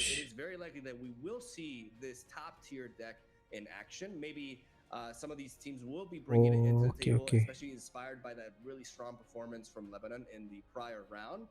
But yeah, speaking of Latvia. Oh, dia nge-ban hero, astaga, I see. Bukan decknya yang di-ban ya, tapi hero-nya. They qualified to this tournament to begin with. His name is Akare, someone that I can go into it a bit more because it was very shocking to me. When EU Masters 2 got announced, I was thinking, what country gonna make it? And I thought, the competitive scene has developed in such a way that now the odds are higher. Kita lihat Spanyol pakai apa dulu ya. Harusnya dia mungkin bisa pakai. Kalau nggak pakai Timo, dia pakai Tresnasus sih harusnya. Tapi kalau ini ada dua yang dari Spanyol, yang main beku-beku. Kemungkinan besar sih Latvia nggak bakal mainin Tresnasus sama Zoilisin ya. Karena counternya banyak, ada Timo sama ada Ashley Blank. Nah ini tinggal tergantung nih. And this may be a team competition, but ultimately all it takes is one incredibly strong pilot. And that can be enough. We saw that with Lebanon taking down Germany last round, and this could happen again. Though Spain's team is just so strong. We also know that Sergi Devamos and CDS Fall are really good friends, and they're used to playing together a lot. Ini kayaknya Spain bakal pakai yang Renekton dulu, atau enggak Ashley Blank sih. Ashley Blank kayak pilihan yang aman. Walaupun dia lawan Trandelisandra ya. Share ID gue dong, main gak ada teman ID gue Mitsu 9999. Oke, itu boleh ya mau add. Bang Bento, ayah sparing nggak? Apa maksudnya ya? Nah, pas banget Azriel Timonya jadi ini ya, ke counter ya. Ke counter ini, nggak bisa. Timo kena Randall, Liz. Ini Spanyol bisa kalah. Namanya bukan ranked bro, kalau bisa ban ya. Gak usah main aja sekalian. Faul this season on ladder, he is essentially the best player on Thresh Nasus, a 75% win rate during, I think it was 50-something games. So that is really impressive, and Thresh Nasus is not banned here. So something to watch out for with the Spanish team.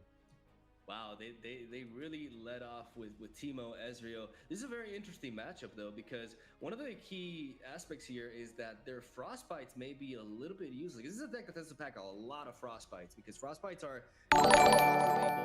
Thank you Flash sudah subscribe, thank you banget. Jamur udah nggak kayak dulu. Iya sih, tetep aja ya. Ya tetap masuk sih, tapi tetap aja. Karena banyak area di list Randall ya.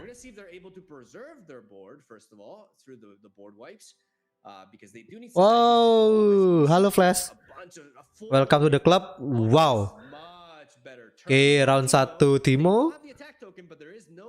Timo. Good draw. Timo drop. Drop Timo, drop Timo. Perfect, Magwai. You live and you learn. I love to see it. Tapi bisa di flash freeze sih. Tapi sayang banget dia nge-flash freeze Timo doangnya. Go attack Timo. Timo bakal langsung attack. Gak mungkin di flash freeze sih. Sayang banget ya flash freeze-nya. Di flash freeze.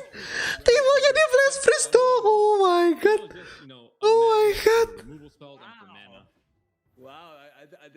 Papannya nggak boleh diganti ya maksudnya?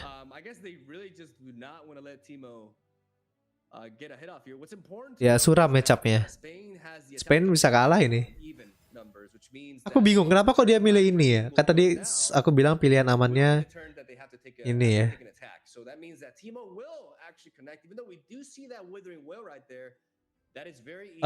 Ini harus turun si off cap peddlernya turun sih harusnya.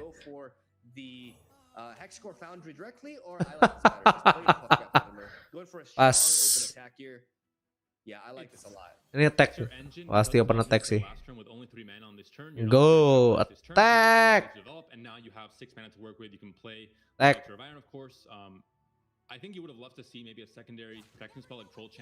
Tag, kemungkinan besar Black itu landmarknya bakal turun sih. because that would be a bit tricky for Spain to play into. Because if they go for the Elixir of Iron onto the Teemo, they open up for a Blighted Ravine board wipe later, because the Puffcat Peddler will be left at 2 health. So we could see, but Lavia just takes a hit, because at the same time they have not taken any damage now. So Withering Will is a bit of an expense, but we did see the flash trees earlier, so that I'm not sure anymore. But this Blighted Ravine is Emonya mati. hard. I would play the Hexcore Foundry here if I'm Spain for sure. You gotta start the mill process, especially because this is really strong against TLC. Because they are a deck that doesn't. Gak bisa nih, bad matchup banget. Timonya udah pasti kalah sih. Ini tinggal turun Trundle, gak bakal diapa-apain pasti sama ini, sama Spain ya. It also makes sure that Lavia is going to have all their combo pieces because they're drawing so much. So there's two sides. Pasti bakal menang. Kan tadi tak bilang harusnya dia pakai yang apa namanya? Pakai yang overwhelm ya. Bagus. Ini pasti nggak bakal diapa-apain. Atau enggak turun yang mana 2 buat ngedraw. 1, 2, 3, 4, 5, 6, 7, 8. 9 ya. Thank you Ahmad Jaslin. Baru aja subscribe. Thank you Ahmad Jaslin. Thank you banget. Oke, ini bisa di thermogenic beam. Menarik ya. From Latvia, and Cosimo is just like bouncing up and down there. I guess that enhances his brain power as he's thinking. Dia harus ngeluarin, tapi saya sayang banget untuk ngorbanin kartu ya. Jadi bakal ke burn 1 harusnya. Terus yang kebuang Lisandra. Wah.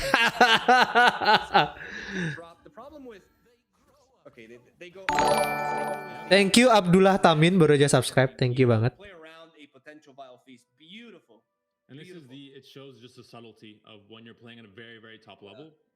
You have to take advantage of everything you can. Thank you Sujong Ioi, baru aja subscribe.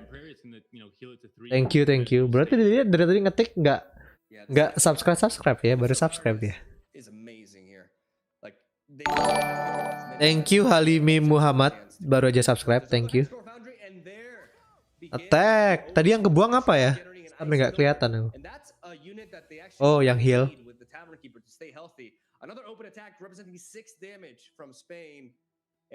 Ini sih Hexcore Foundry-nya bakal diturunin lagi ya. Wow. The box is something that can be a bit of a liability here because the units are already on the board. So we'll see what Lavia opts to do here. They have a 3 mana advantage over Spain, so this is the round to start dropping things. I definitely do expect the Tavern Keeper to go down this turn, perhaps even on treat. It depends on whether they are going to commit to the Withering Whale or not, to maybe try to set up a... Okay, they do go for the flash freeze, just preventing damage here. I like this flash freeze. Dipas pasti. It's expensive for what it's doing though. Biar attack 4, 5, 6, 7, 8, 9.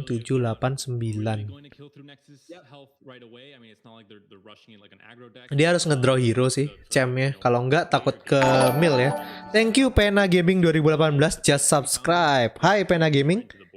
Wow. Keren nih Pena Gaming ya.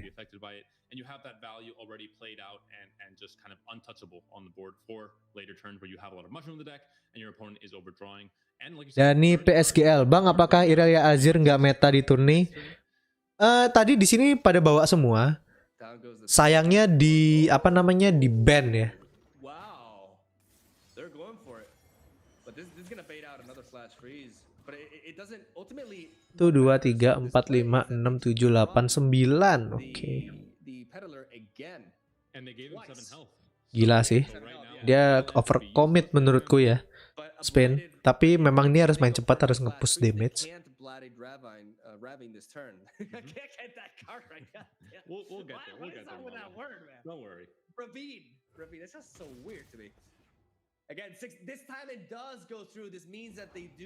Kalau lore sistem ban gimana? Ya ban aja satu yang mau di ban. Spain has no way to heal up that peddler because Ravine will proc at the beginning of the round. The health buff from Fear of the North will be nullified, but there's another potential Fury of the North really important. Wow, akhirnya mati ya. Karena itu Avalanche. For Latvia as well, which can allow them to threaten that. Yang di sini sih ban hero, tapi kalau misalkan di seasonal turnamen bannya deck ya. Oke, Lissandra ke draw. Not in the best way. You would like to have a troll chant, another elixir of iron, for example, or just a second peddler. That also, kind of fixes the problem as well. But they're gonna draw into it eventually. When they're drawing 2 cards per round, like eventually they're gonna find that. Okay. And right now Ezreal isn't leveled up anyways, so I like this Hexcore Foundry. They're just. Dia harus turunin sesuatu. Paling dia turunin nge-heal-nya ya. Like this is. Like, atau enggak dia bisa Avalanche dulu. They have to be careful because if they lose certain cards, they could like have a harder time pulling off the combo as well. It feels so nice to have these Hexcore Founders against a deck that has so many expensive cards and it's just not able to keep up the pace to play all these spells. It makes it 7, 8, 9, 10 pas. Okay, Avalanche. Now, we are gonna see an Avalanche. Yeah, I think this is a Fury of the North, a very clear Fury of the North.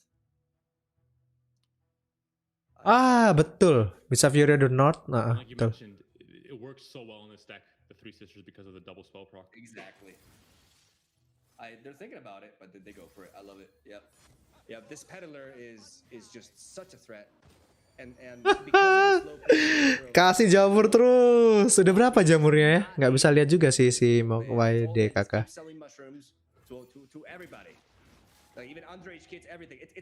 Nih healnya turun sih harusnya. Nggak mungkin Lissandra yang turun ya. Nah, dia pasti attack dan nggak mungkin di block ya. Nggak mungkin di block sih.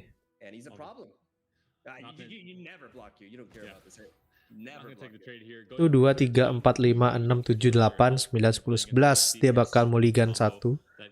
Bakal ke burn 1 kartunya. Matronnya ke burn. You would have loved to see a second peddler just to have the 2 times the engine, especially now when you have much more mana to work. Ya ini 1, 2, 3, 4, 5, 6, 7, 8, 9. Bisa dia turunin 4 mana, kasih 16 jamur berarti ya. The question is, can they play? They have to be careful with jump one because he does generate 1 more card than they had prior. So right now they have 9 cards, which means if they drop jump one, they have enough space in the hand to get both mushrooms. That troll chant is really important because not only is it going to protect Peddler from more damage-based removal, it's also going to help level up. Oke, dikasih Bractal Steel pasti. Yeah, this is beautiful.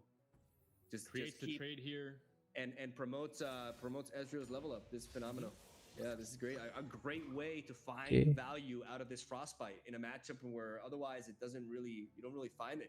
Nggak bakal di apa-apain. Oke. Cambuamnya turun.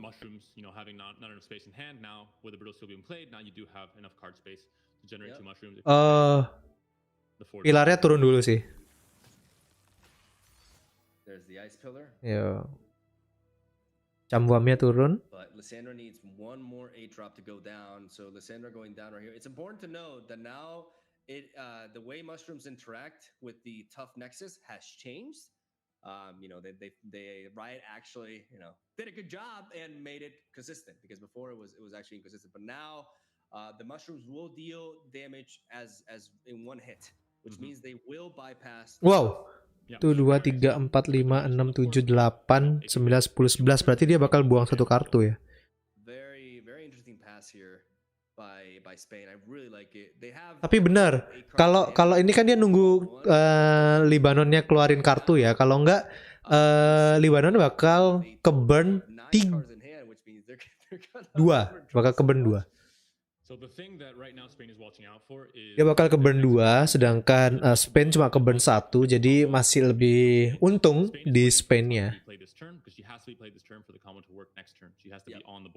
Gara-gara sering ketemu deck Irelia Azir di rank bronze, jadi main deck Sivana Shadow Aisel sampai bosen. Thank you Waklu Gaming. Baru aja subscribe, thank you.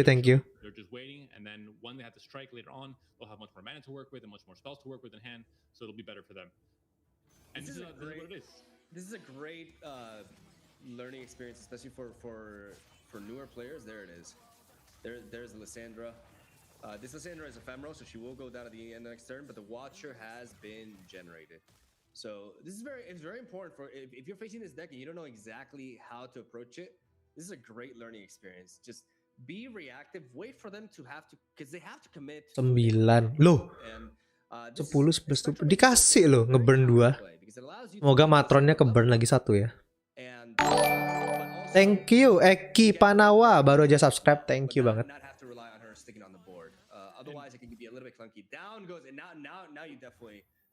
Oke. Jamurnya dikeluarin semua harusnya. More than anything from a hand space issue. You want to get these cards out of their hand so you can draw into things like 1, 2, 3, 4, 5, 6, 7. Oke. Berarti Spain nggak bakal ini ya keburn ya. But then again, you're already drawing 3 cards, so you won't be overdrawing anyways. Latvia ya. Sorry. Latvia bukan Libanon ya, Latvia. I'm so sorry. Sorry Evan Satena. Parma Istroval just subscribe. Thank you banget ya Parma Istroval. Aku pingin jadiin Evan Satena ini dah. Apa namanya? Moderator. Mau? Evan Satena mau jadi moderator nggak? Thank you Rama Wijaya baru aja subscribe. Thank you banget. Ezreal ya ke draw. Fading memories. Wow, that's exactly what they need. They fading memories of Spectral Matron. 5 mushrooms though. How many mushrooms are they getting? They got a lot of mushrooms on these draws, down to 7 HP already. How's Ezreal doing? We have to find out. He might be okay. He might be leveled up. You ask how he's doing as if he's in the hospital, Magua. I love the worry in your voice. How's he doing, my boy? Wah, tapi fading memoriesnya bagus banget sih. Yeah, this is a problem. Yeah, this is great for Latvia. Latvia's gonna do this and enable the Watcher. They top decked the fading memories. That's brutal. 3 out of 6 only, so still needs a lot. No, not enough. And they haven't drawn into. Oh man, that's brutal. That's brutal for Spain. Wow, because they didn't have that in hand prior to. They really needed that draw because they committed the Spectral Matron before that, and they burned the Spectral Matron before. Is there a way out of this? I believe. No, like no matter what they use the 3 sisters twice already as well to defend their peddler instead of. But it wouldn't matter because it's 2 Watchers now. Yeah, it's 2 Watchers, which is that was never really an option at this point. Like you have to try to like race them in that regard. But I do not know the problem with. Boleh aja sih kok. Oke, coba ya add moderator. Karena sering nongol ya si Evan Satena. But I do not know what can enable that because they can't. They would have to get static another Ezreal Mystic Shot, and you would have exactly enough mana. To get it going. That's the only way. They have to top deck Ezreal here. Heart of the cards for Spain. Heart of the cards. Nope. Oh, cantik. Top deck.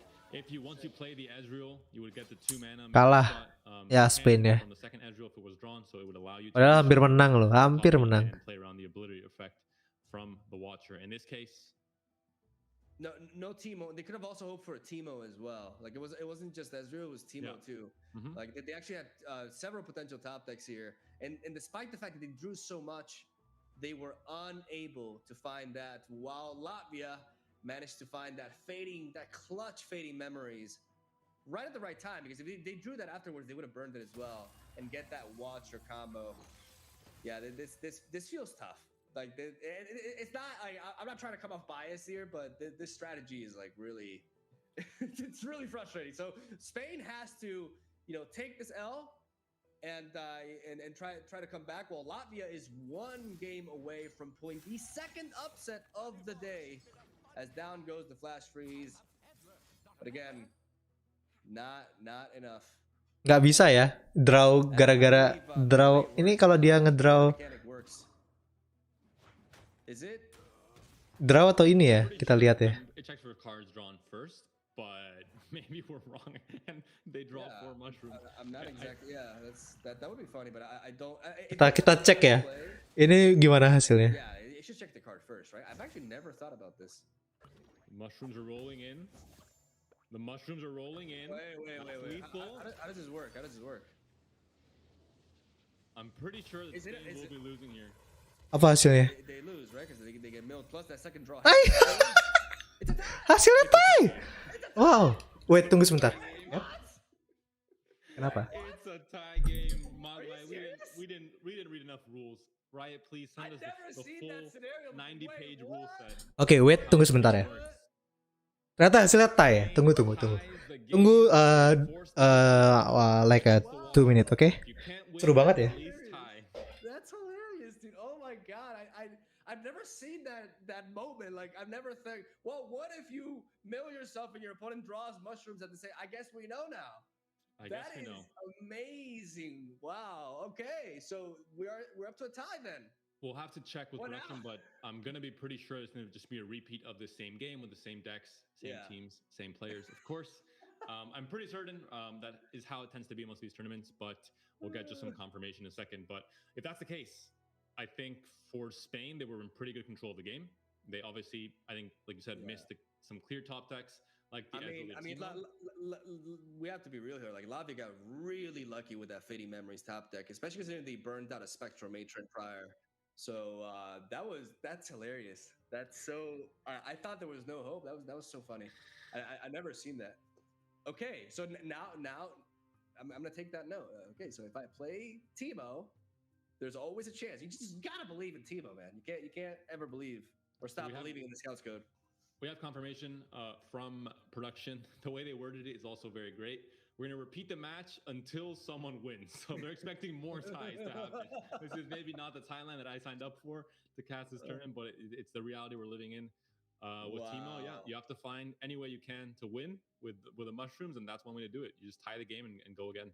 We saw how important finding the Puff Cap Peddler early on is pretty much as important as it is to find your Hexcore Foundry. Will we see a full mulligan here from Spain trying to find either Peddler? It's risky because if you do a full mulligan, you can draw a bunch of Frostbite. But in this case, there is the Peddler. Now they need to find again protection. Protection, like they did have before. They had, I believe, there was like 2 Troll Chants there. Yeah, so, the key thing is going to be Troll Chant. I think that's really just the staple spell for Freljord. Beam and Mystic Shot in this matchup where you're not really trying to pick off any units really at any point in the game. Not so ideal, I think. And Ezreal as well, early on, maybe not the greatest. Bile Feast in the opener for Latvia. That's really good news for Latvia as they can potentially answer an early Timo without having to commit a flash freeze like they did before. And the box can be a great way to clear the Puff Cap Peddler if they time it right. Even though it is a bit of you're losing a bit of tempo in that exchange for the threat that Peddler imposes, it's definitely worth it. Double Thermogenic Beam though, a bit awkward for Spain. And this is the problem with this deck. It has a lot of different answers to different matchups, but when you don't find the right answers for a specific matchup, it can make things awkward early on, where you don't have Foundry to find you a lot of cards, and you don't have a chance to draw into all your different cards. Let's see. Latvia just really running the clock down here. I mean, we see opponent's turn, but I mean, we assume this is Latvia's turn. They're just trying to like milk the clock and talk about what they're doing, and also you don't want to give any information away, right? And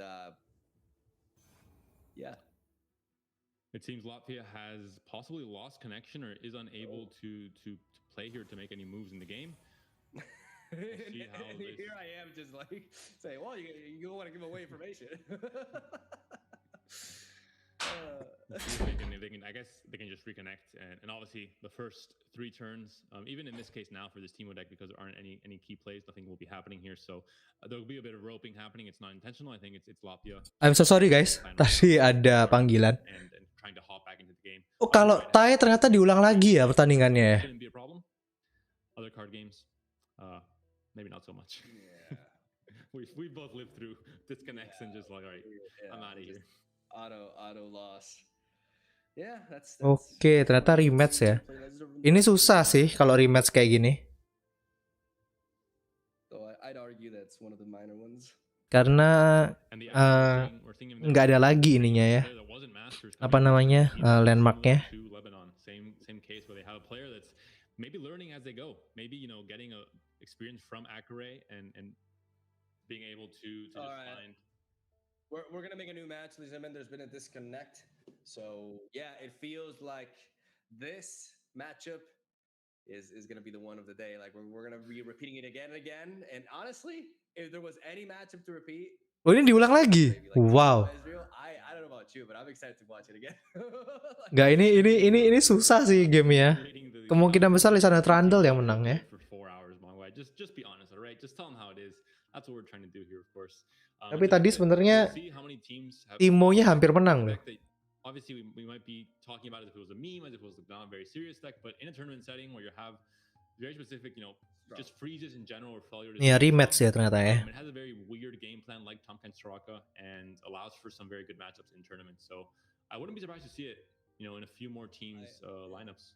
It's one of those decks like Deep. Like I love watching Deep, and I just really love watching this deck because it has such a peculiar playstyle. Because Puffcat Peddler is my personal favorite follower in the game. Like I get very excited. I also love how his synergy is exacerbated with cards like the twin sisters or the three sisters.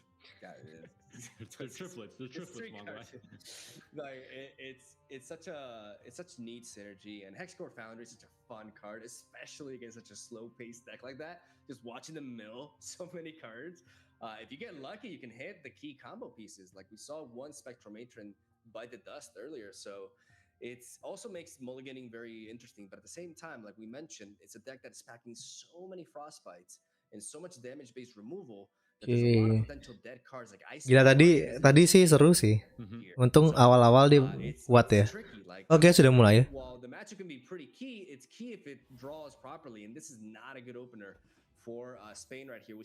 Ya, ini Spain draw-nya jelek banget ya.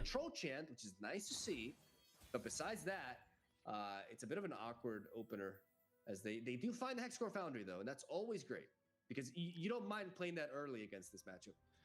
Itu tadi kira-kira kalau Jamur di draw pertama Little bakal tie juga nggak ya? Iya bakal tie, pasti bakal tie.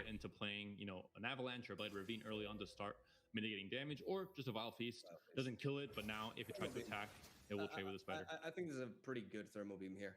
You enable 3 damage, and I mean Thermal Beam can be a good answer to Trundle, but it's not like you're really super worried about Trundle. You have an Icefield Archer that can just shut down Trundle at the right. You have all these Frostbites, so you're not worried about Trundle attacks with this deck. I would go for this Thermogenic Beam. Oke, pilihannya antara Thermogenic Beam atau enggak ya? Di Thermo. Oke, karena intinya kalau untuk lawan Lisandra Trundle kita harus benar-benar cepat nge-push damage-nya ya. Makanya itu di remove.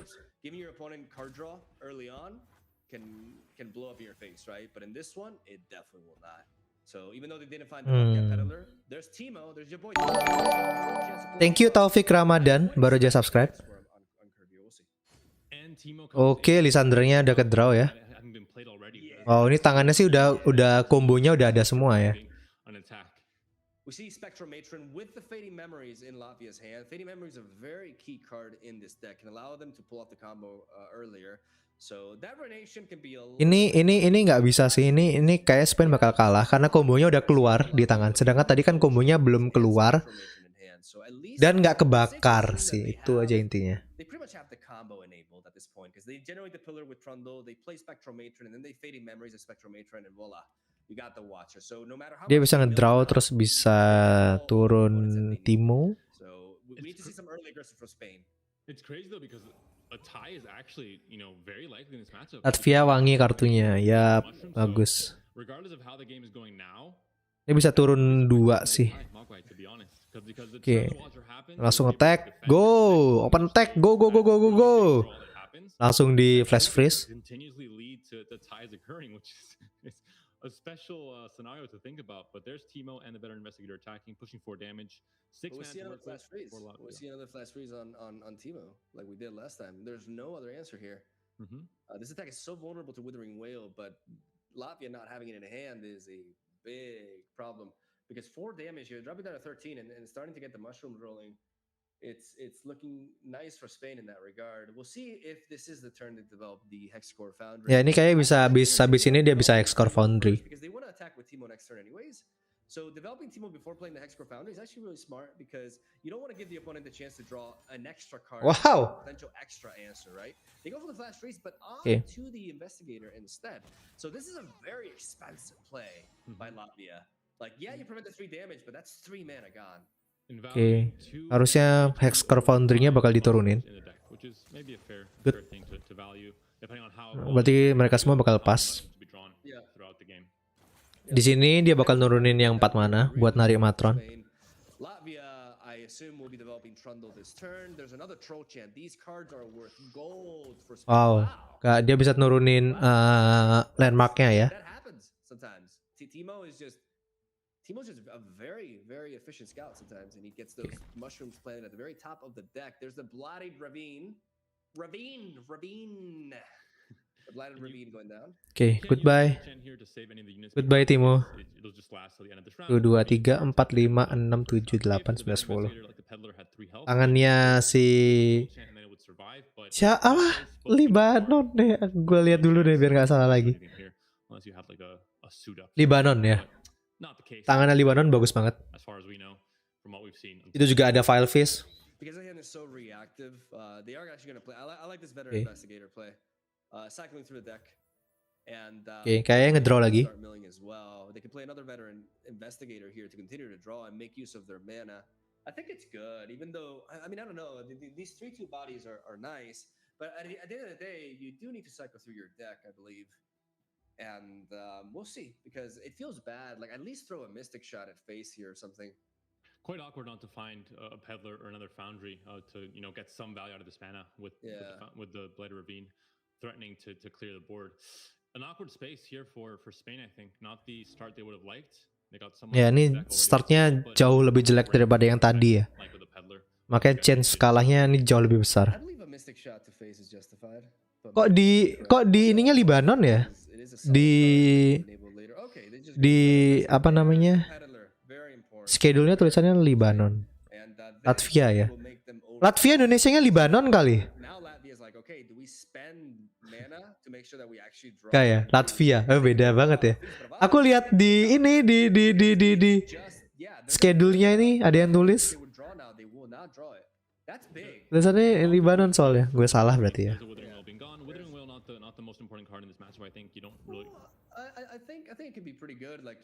Libanon beda grup sama Spain. Gue cari dulu. Oh, dia kebalik berarti nulisnya ini.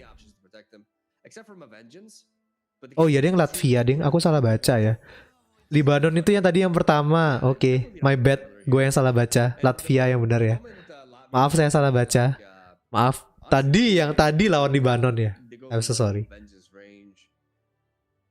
Spain can start committing more to the board as well. They can even develop an archer offensively here if we see something like a Trundle go down to just nullify it as a blocker and threaten it with a Mystic Shot to pick it off while still preserving Troll Chant backup for protection.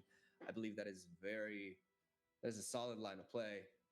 We'll see, because otherwise they're like, the thing about the Peddler is that he puts in a lot of work, but in a matchup like this, the 3 power, like it slowly but surely eats away at the Nexus. Sayang Peddlernya baru turun sekarang ya. Harusnya dari tadi dia sudah bisa banyak masukin jamur. And we can even see a 0 mana after that, because we could see, like I said, the archer into the Troll Chant and then the Mystic Shot to pick off the Trundle, and then you can play a 0 mana. Yeah, will we see it in Tomb? Entum. Yeah, we're seeing it. We're seeing it. There it is. A defensive with 2 spells being procced again. I love it, dude. That is great. This is great. You're still winning now on the mana exchange. 7 mana for, of course, the 6 total for the Entomb, 1 + 5.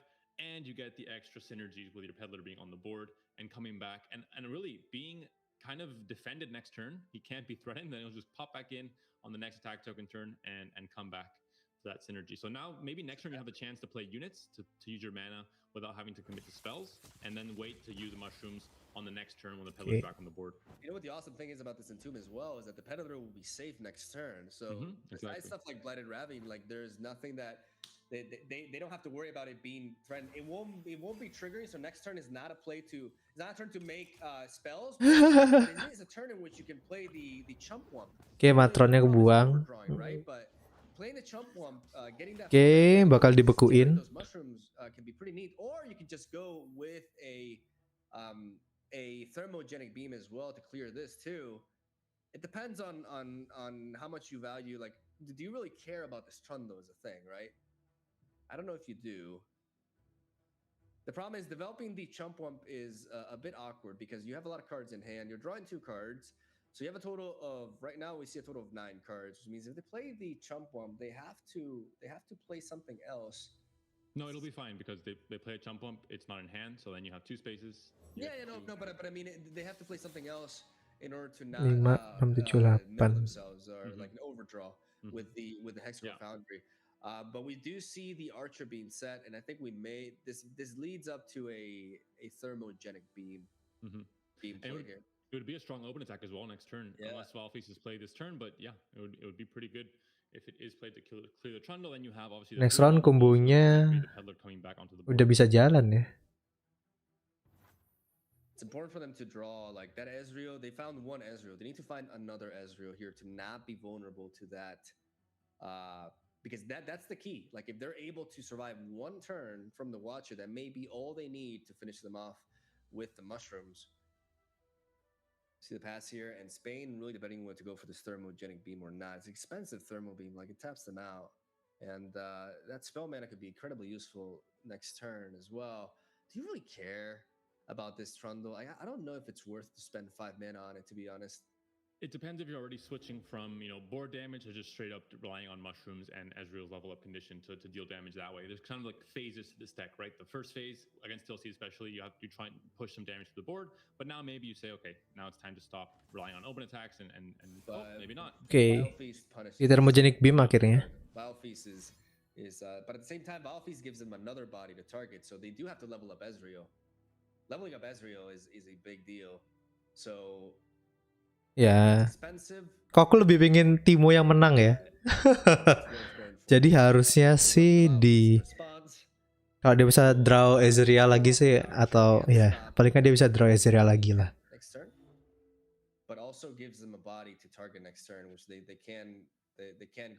Tapi tetap aja ya, karena ada Hexcore Foundry itu jadi walaupun dia punya itu kan ngedrawnya tetap kalah ya. Some momentum here. This is a very, very intense situation here. Yeah, there is a Valfeast. Kind of the pivotal moment of this game, A lot of it seems just like maybe 3 damage. Tapi nggak bisa, Spain nggak ngasih banyak damage dan mushroomnya juga nggak keluar banyak, nggak masuk banyak jadi. Abis ini menang soalnya. Getting a little bit of chip damage here. Not really going to be relevant in the matchup most likely. Habis ini menang, tinggal pilar, feeding memories, pilar, taruh Lissandra. Round berikutnya tinggal Matron, selesai. Put him on the clock. Next turn is turn 8. Next turn is when stuff happens. We could see the Spectral Matron. And there's another Valve. 9-10, oke. Biar nggak overdraw dia. The cards in hand as well, but yeah, just min-maxing. Making some plays that seem weird in maybe most matchups that you'd ever play, but against Foundry you have to play in a bit of a different way in some cases. This is a very, very, very key turn for Spain here. And for Latvia as well. We saw it last game where they had to develop the Matron into the Lissandra to make sure she leveled up, even though she was ephemeral, and then have their combo on turn 9 again with the attack token turn. No, but I mean it's a very key turn for Spain because Latvia has the tools here. So ya, punya kombonya si Latvia. Beres habis ini. Dan darahnya masih 16. Yang tadi kan darahnya sisa dikit banget ya. I just don't like this Ezreal is looking like how much has the level up progressed? I believe a total of 3, 4. Yeah, not enough, I think. I mean, we've seen it like last game. There's been a few procs, but there hasn't been any static shocks. There hasn't been any 2-for-1s, for example. So we saw an Archer. We did see a thermo beam. I think it should be around 3 or 4 again. So not quite enough. And Magwai, I wasn't joking. Kalau ini sih dia harusnya turunin ini sih, si Camwam ya. Masukin jamur sebanyak-banyaknya. many mushrooms put into the deck from Spain's side, so I think they're a bit behind where they were last turn. But I wouldn't count them out. You're gonna have two more draws happening after this turn. They're going with the chump one. They're going with the chump one. Down goes the Ice Pillar, and I definitely, I think we can expect a Spectral Matron into Lysandra, which allows for the watch to be generated without having to play Lysandra on the board. And then there's the Fading Memories, which means that no matter what happens here, they will enable that. And we see one mushroom go down here. Just one without having to pass over initiative. Okay, the Fading Memories onto that works as well.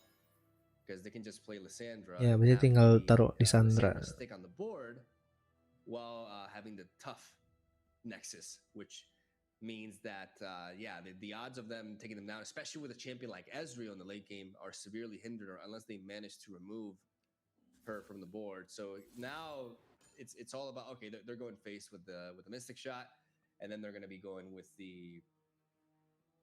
And this shows that because Spain went down to 3 mana, all of a sudden you're free to play Lysandra without having to cheat her out with Spectral Matron instead. You're free to play her, and there's nothing that can kill her in this deck at this point. So with the top, especially with the level up. So this is obviously better because now Lysandra's there for good. She's not ephemeral, and you just have the full Matron combo for next turn. Ini udah kalah sih Spain. Fix. Never mind. The Ice Pillar is ephemeral, which means it'll die at the end of the turn, because sometimes Lysandra's own Frozen Thrall can get in the way of spacing for the Spectral Matron to properly work. But everything is set up properly. That Vile Feast on Fix ini kalah ya. It was a great play by Latvia, enabling to make sure that they have enough space for the setup next turn. And right now, Spain is in a bit of a predicament here, because every time they draw into that, they would have to attack it with the I'm not sure. with the strongest unit.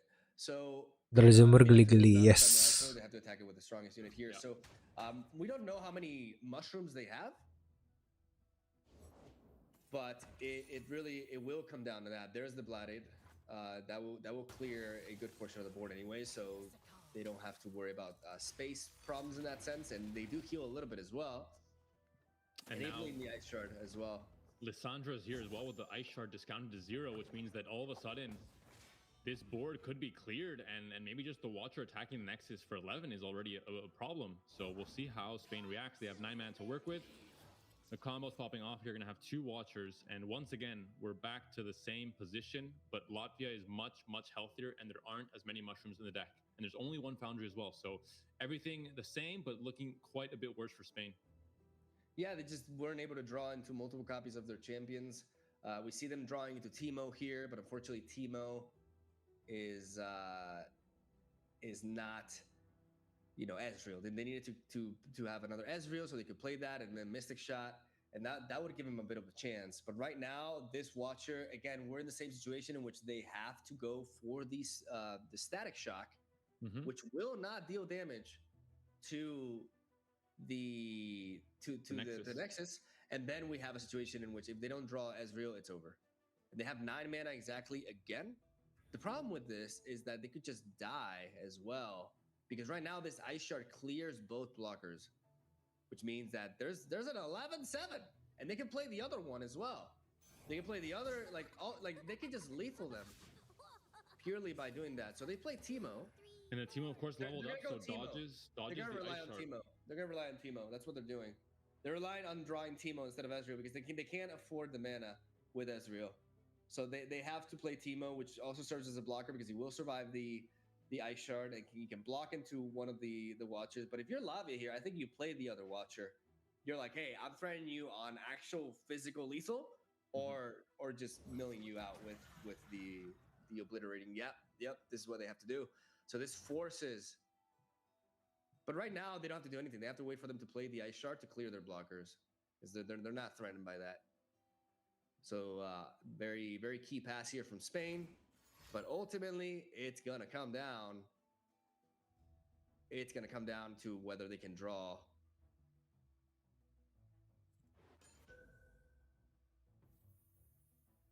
It has to be Timo. So I think you can even justify a troll chant here.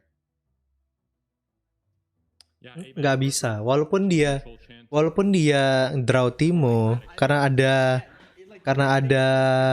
They're relying on a Timo top deck. karena ada Pavke Peddler. Karena ada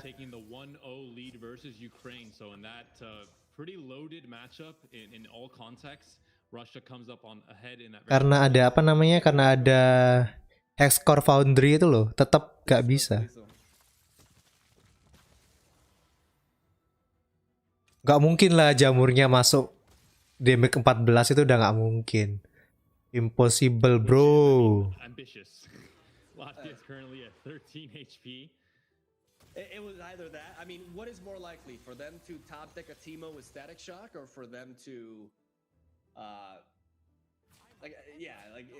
Gak mungkin, bro. Or this. You either top deck Timo, which is like a smaller, chance. It depends on how many mushrooms they have. It comes down to this, like they have to work for a tie again. I mean, 13 HP with only 1 foundry with 2 draws. It's an average of 7 mushrooms per draw. I don't think it's gonna happen. Gotta believe, Panda. Start things off with 2, and that's it. So Spain will end up losing it. They tried their best over kind of a best of 3 with the restart. Ya udah pasti kalah sih. And the tie earlier on, but Latvia grinds through all the mushrooms, survives the onslaught of the psychedelics, and takes game 1 against Spain. Again, like Germany losing game 1 to Lebanon, the underdogs are here to play. It might just be yang top malah kalah semua ya. For Latvia and sorry for Lebanon, but that might be enough. Yang top malah kalah semua nih, gimana ini ceritanya ya? We just saw how powerful the Watcher is as a deck.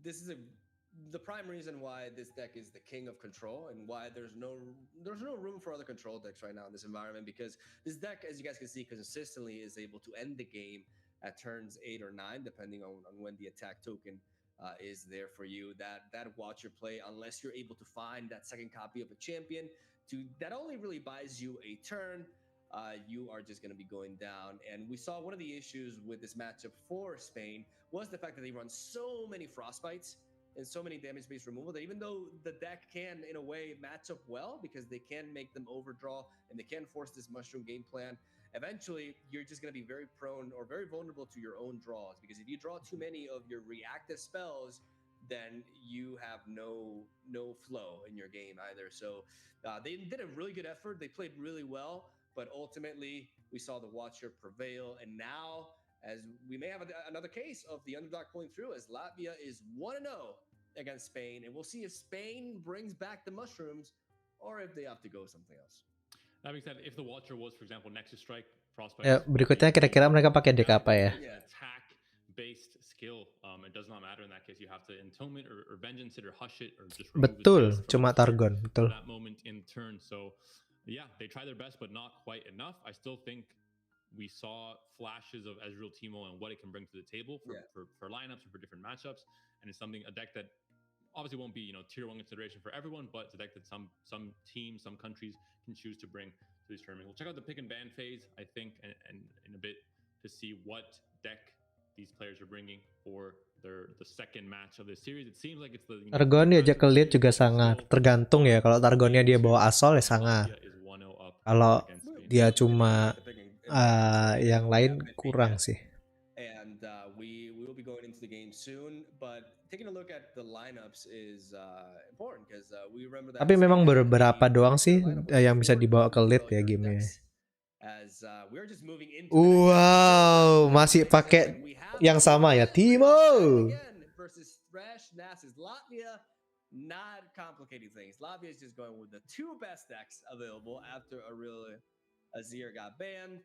And they're just keeping it simple, while Spain believes. I mean, one of the gila sih Spain ya, berani banget lo pakai Timo Ezreal terus. Went from useless to God tier, because now one of the key things for Spain is they don't have to worry about Nasus. They have to worry more so about the early game.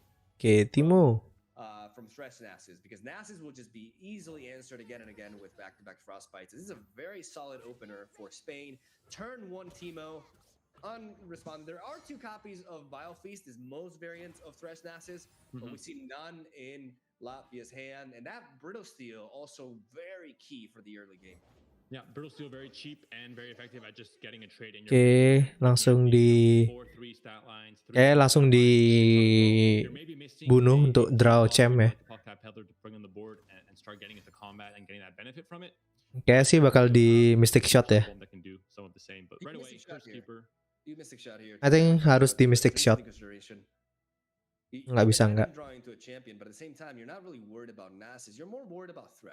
Ya, Threshnya bisa narik.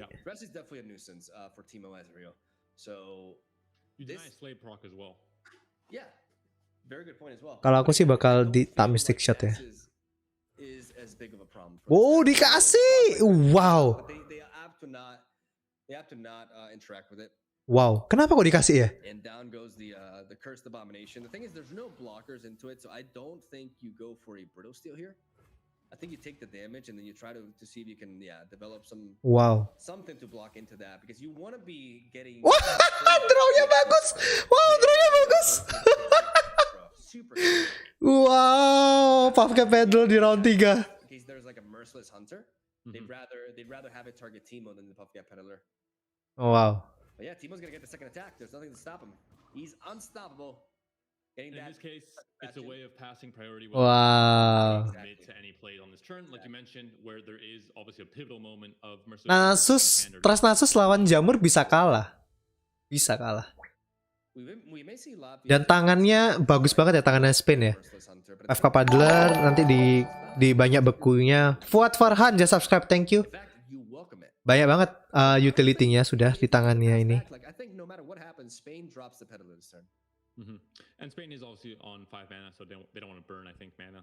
Especially in a matchup like this one where mana does matter, there's a lot of tempo based. It's not like TLC, it's a completely different. FK Paddler turun. Second Curse Keeper. Once you have an activator for this, like maybe even just a Glimpse Beyond, it gets pretty tricky. Kayaknya bakal di Glimpse Beyond.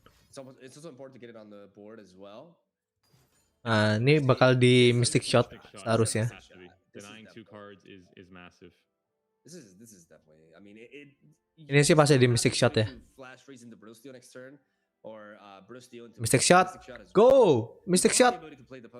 Kalau aku sih bakal kasih Mystic Shot ya, karena sama-sama akan menghasilkan 4-3, tapi paling nggak dia nggak ngedraw 2. Draw itu adalah salah satu utility yang paling bagus di card game ya. Dikasih, wow. That's good. Yeah, like I like this call. Like you let them draw. Yeah, this is actually a really good call by Spain, because it's important to get. Sometimes with this deck, playing it. Okay, I don't know if this makes sense, but playing Chump Wump is annoying because he's 4 mana. You really want those mushrooms, but you gotta invite this thick ass like rodent first. So I'm gonna take that sentence out of context. Kayaknya sih bakal turunin ini ya, Archer-nya.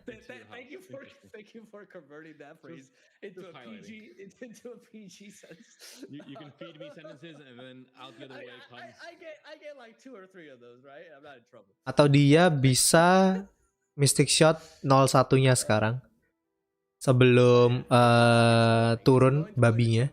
Pay the 4 mana for it.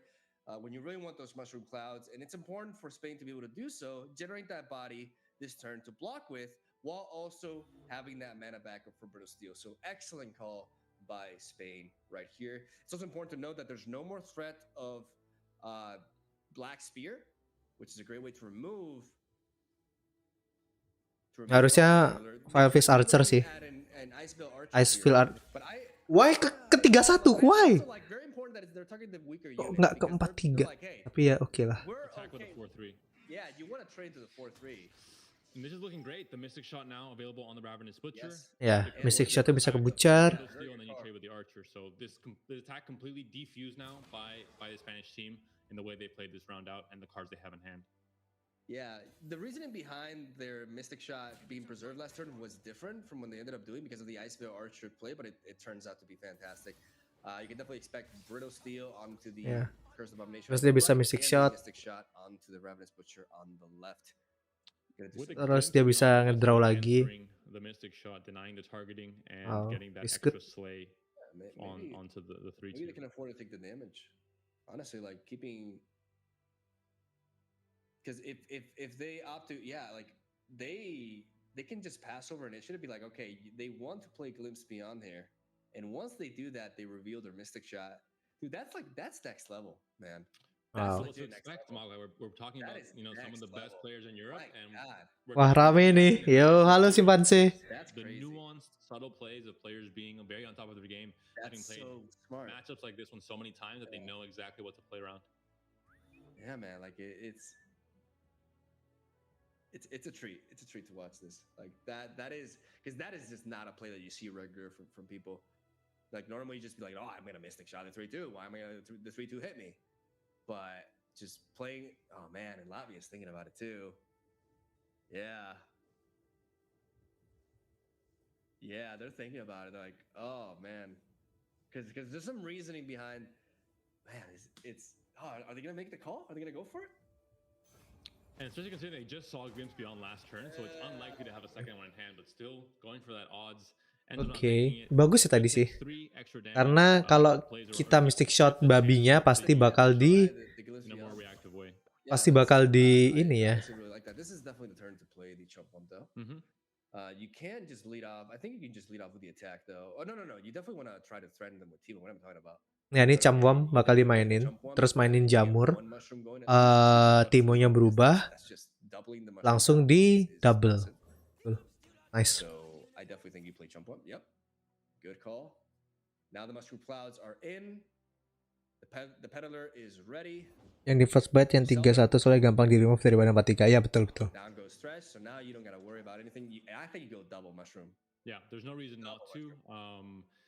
With 2 mana now only available, the Vile Feast is really kind of the only thing to play around, but you just immediately level up Timo. In this case, ya double jamur boleh sih. Bagus sih double jamur. Doubling once Timo hits the Nexus. I like Timo's level up animation. Very humble, very basic with his laughter. Not like the new Shurima champions that have 10, 16, 32. Belum ditambah yang lain ya. Jadi ini udah masuk 32 jamur minimal. Kalau ada tadi yang lain, paling nggak kira-kira bisa sampai 40-an jamur. So we have a total of let's do some basic math here. 10. Tapi habis ini double. Oh God, it's hard. Mystic shot to face. I love it. Just empowering the mushroom play as much as possible. Berapa jumlah jamurnya aku penasaran. Tapi habis ini bakal mati soalnya si Pavka Peddlernya. 16, 19. What? 60. There's 60. 60. Oh, I was gonna say 58. Okay. You little liar. There's another mushroom. There's the veteran investigator, which now is like a payoff card. You play him, and it's a symmetrical effect that draws a card for both you and your opponent. But your opponent has 60 mushrooms in the deck, so it's not a symmetrical effect anymore. And that's kind of the whole point of including it in the deck. In this case, you don't have a foundry though. It's the one thing you're maybe missing. Ya. Spend cuma butuh Hexcore Foundry. Onto the Thresh. Completely ignoring Nasus at this point.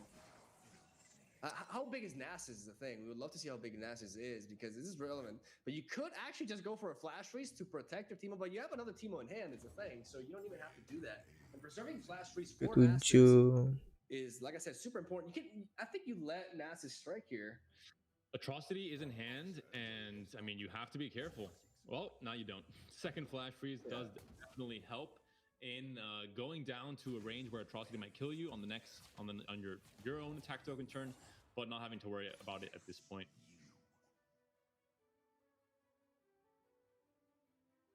You're fine taking the hit here, I think, as long as you keep flash freeze always open for Atrocity next turn, and not obviously dying this turn. You have to block a little bit.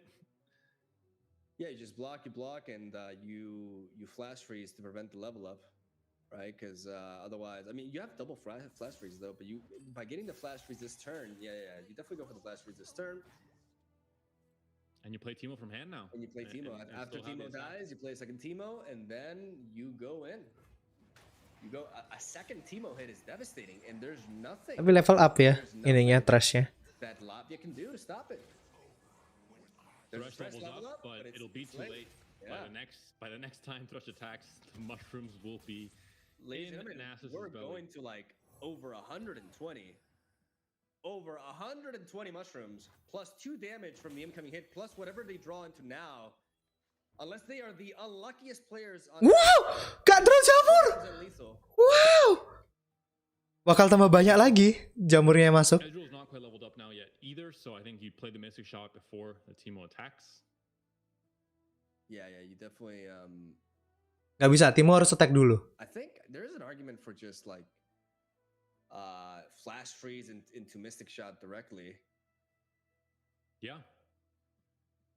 I mean, you're kind of putting all your eggs into the basket of you're guaranteeing that you win off the draw on this next. There's like 3 dead cards in Latvia's hand right now because 3 draw spells that you do not want to play in this scenario. So it's basically random negation.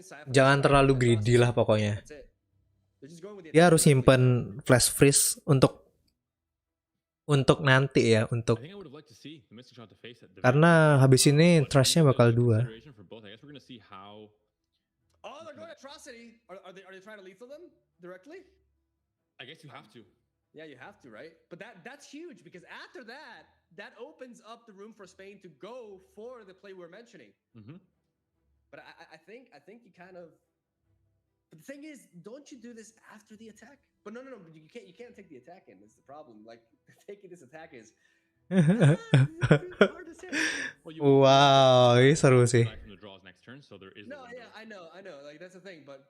Ya, kalau ini ke hit lebih dari 120 jamur, berarti sekarang di sana lagi ada 60-an lebih ya jamurnya. Tapi nggak ke draw sama sekali loh. It's just going to enhance. Yeah, like it doesn't make sense. The more you think about it, it just does not make sense for them. Like you can go for atrocity, but you should just go on it proactively and not in reaction to this attack. Yeah, that's the objectively the optimal play to make if you're Latvia. It seems like something that doesn't matter too much, but when you're looking at maybe 4 HP on the draws next turn, there's no foundry on the board.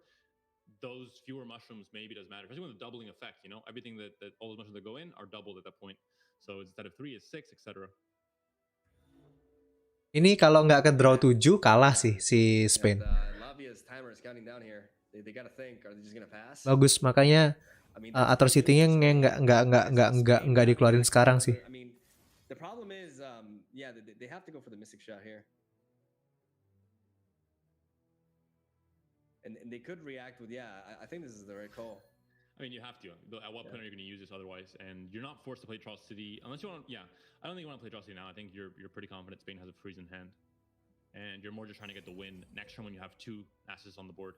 Is there a chance I never keep track of Ezreal's level up here because kalau kayak gini Ezrealnya harus turun. That's big. I mean, the thing right now is this Thresh, like these double Nasses, like unless they top deck like double flash freeze, that's a problem. Like right now, there's 120 mushrooms. Tapi nggak bisa.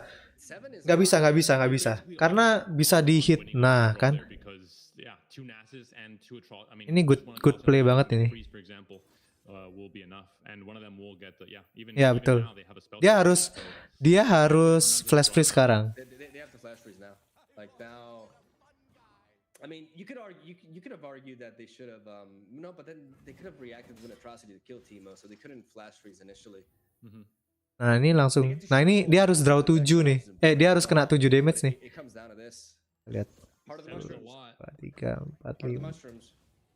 Only 4 draws. Only 4.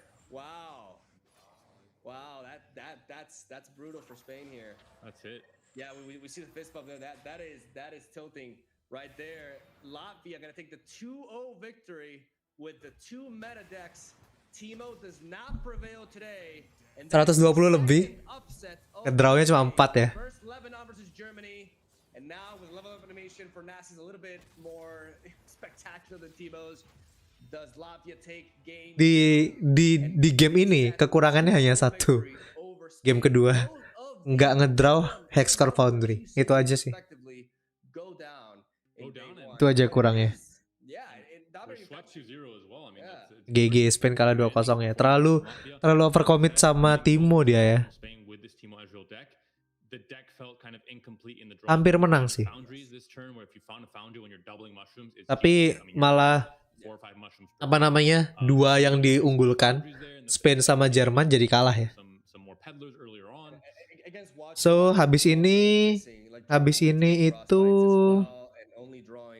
kita akan ngeliat France lawan Poland ya. France lawan Sweden, sorry.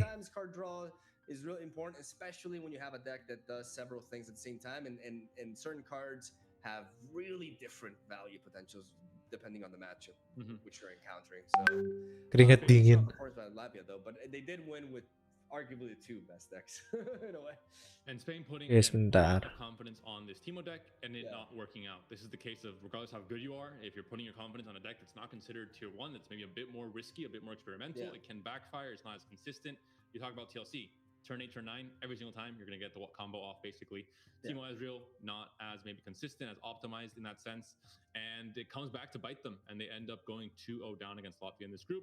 Russia, Ukraine is playing off stream as well. We'll get an update for you guys as soon as we have it. But I believe we'll be going to a very short break before we move on to Group C. And yeah, stay tuned for more. This is just the beginning. We have 2 more matches on stream today, so we're halfway through. Oke, masih ada 2 lagi. Kita break dulu sebentar karena dia juga break. Oke, kita break sebentar ya.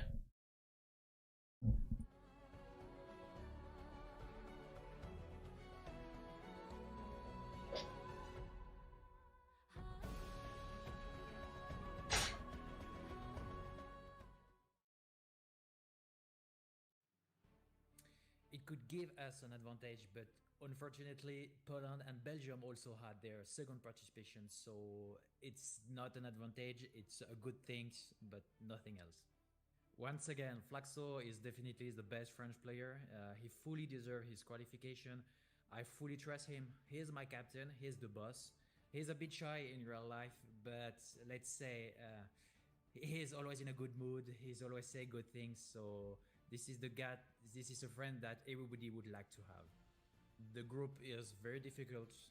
The level of the group is so high. I mean, Poland with Alan, Belgium with Ultraman, and Sweden with Salty Simon. This is just insane, and we are not favorite. We are going to do our best to have a place on the top 2, but everything can happen.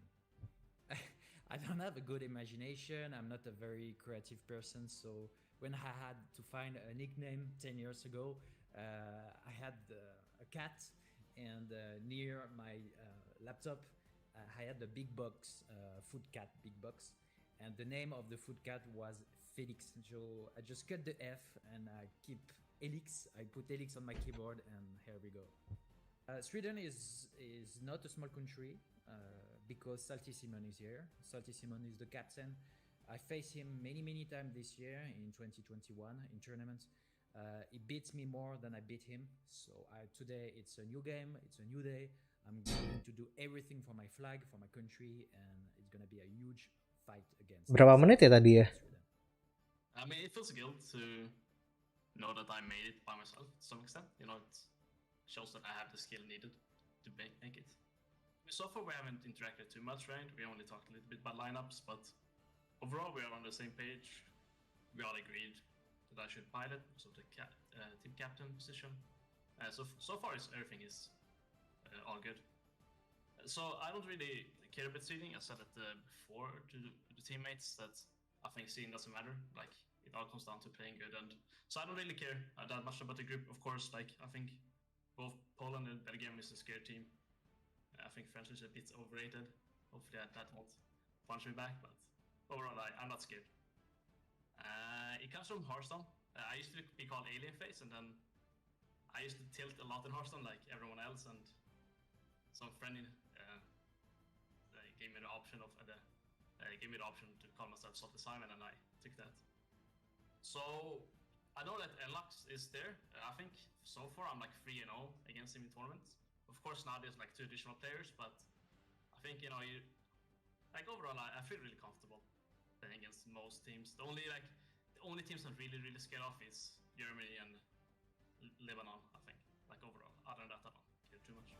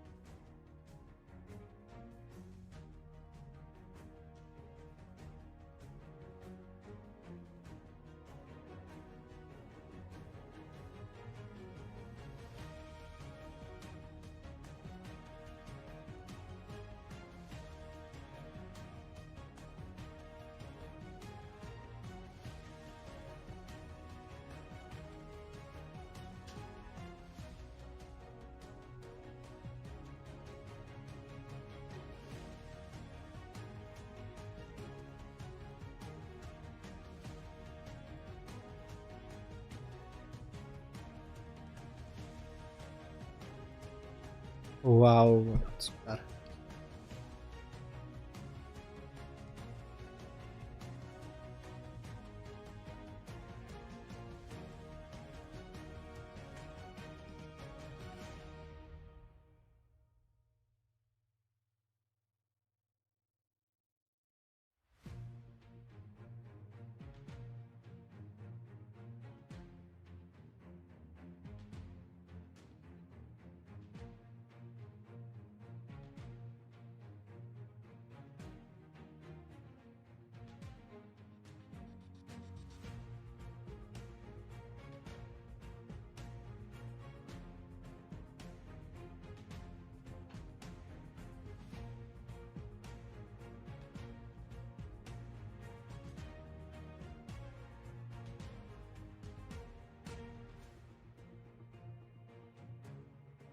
Jerman bawa deck gacha, bawa deck apa ya?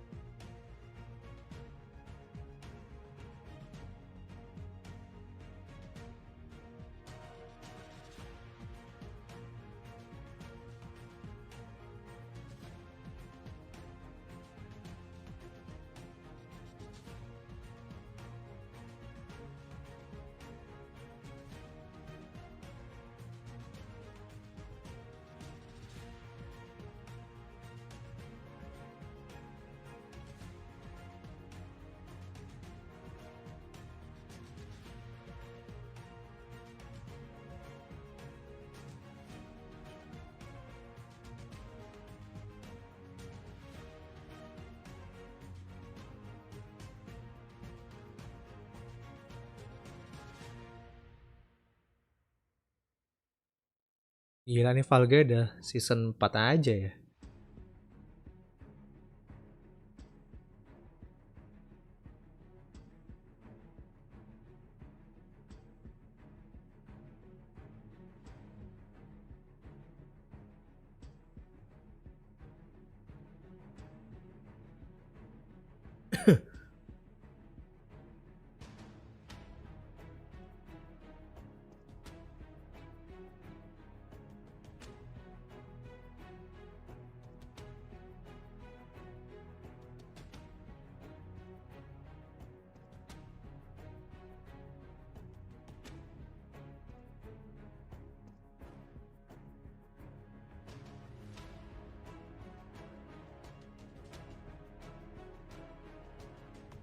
Gila aku punya game Football Manager 2016 ternyata ya.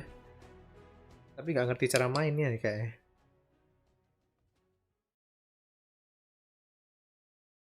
Nah nanti coba mainin deh Football Manager.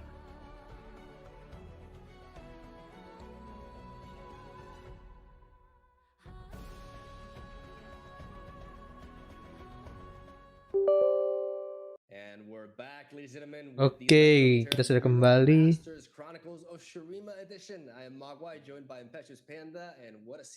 Wait, tunggu.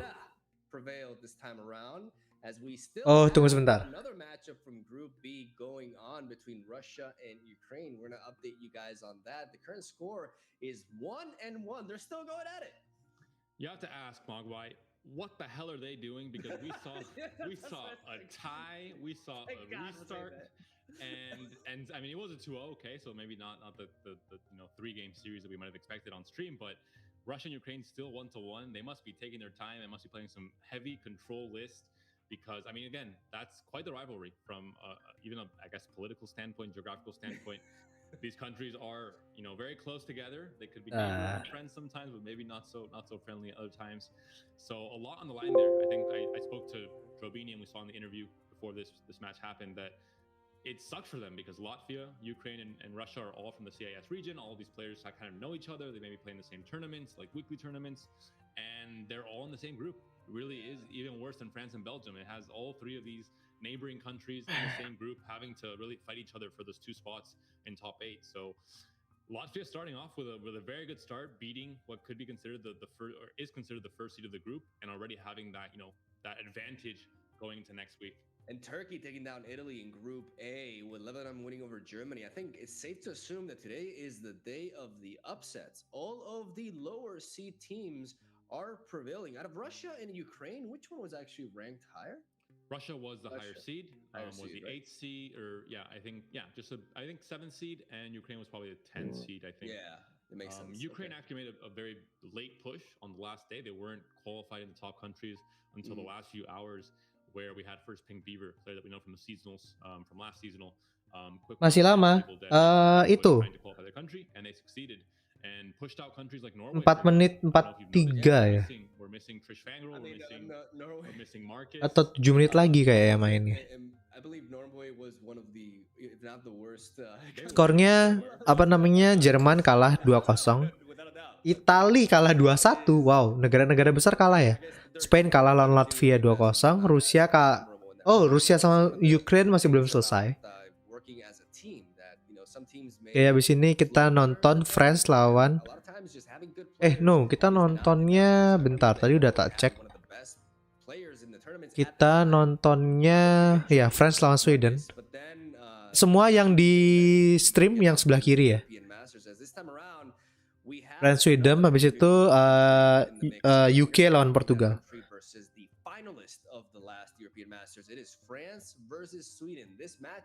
Is super interesting. Here we have the teams.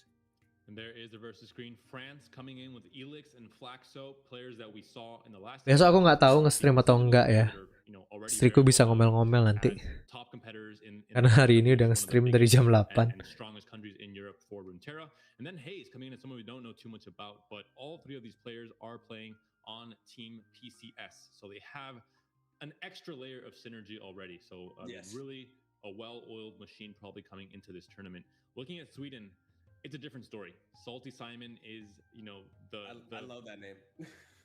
I mean, it's a name that might be prove itself to be true at some point in this tournament. I think he's someone that can be very passionate in some moments, and when thing goes his way, he's a very strong player. I think in the past few months, he's had some great tournament results and really put Sweden on the map.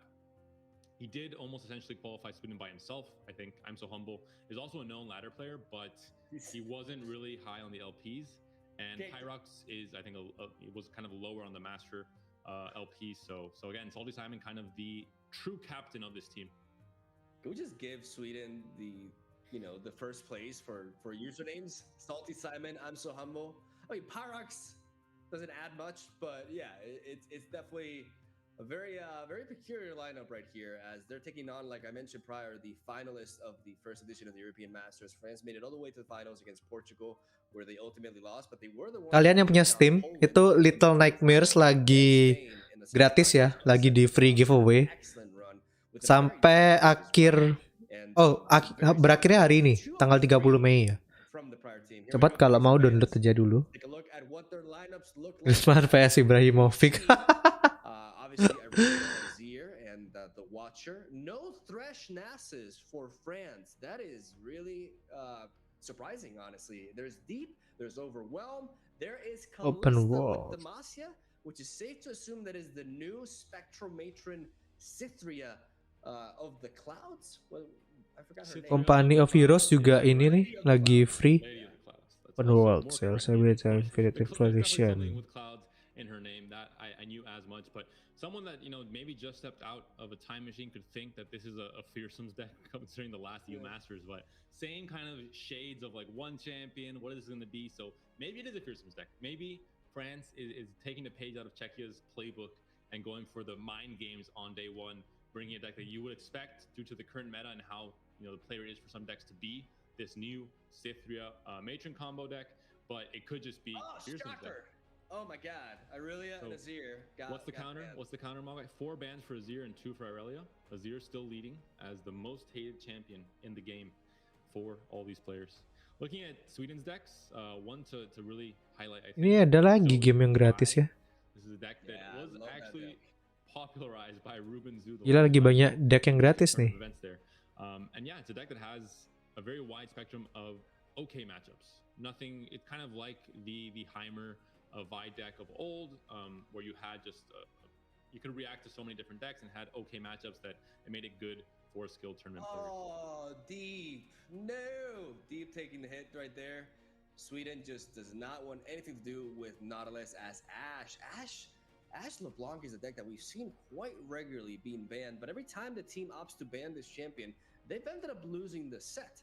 So it's going to be interesting to see if the reasoning behind this ban is actually solid, because we are seeing yet again another scenario in which both the Watcher and Thresh Nasus are going unbanned. Two decks that have been performing excellently in this tournament. And it's important to note that we're seeing like a deck that's also just as common as a top tier meta threat. Lumayan, banyak game gratis hari ini di Steam ya. We're gonna see some Spectromatron Cythria action against Zoe with Vi. This is a matchup that I'm honestly like not very well informed at all. This is a very, very niche matchup right here. Very interesting. Yeah, definitely. I mean, we saw the Cythria combo decks come into the meta and into just the community as a meme, then got some traction as a serious deck.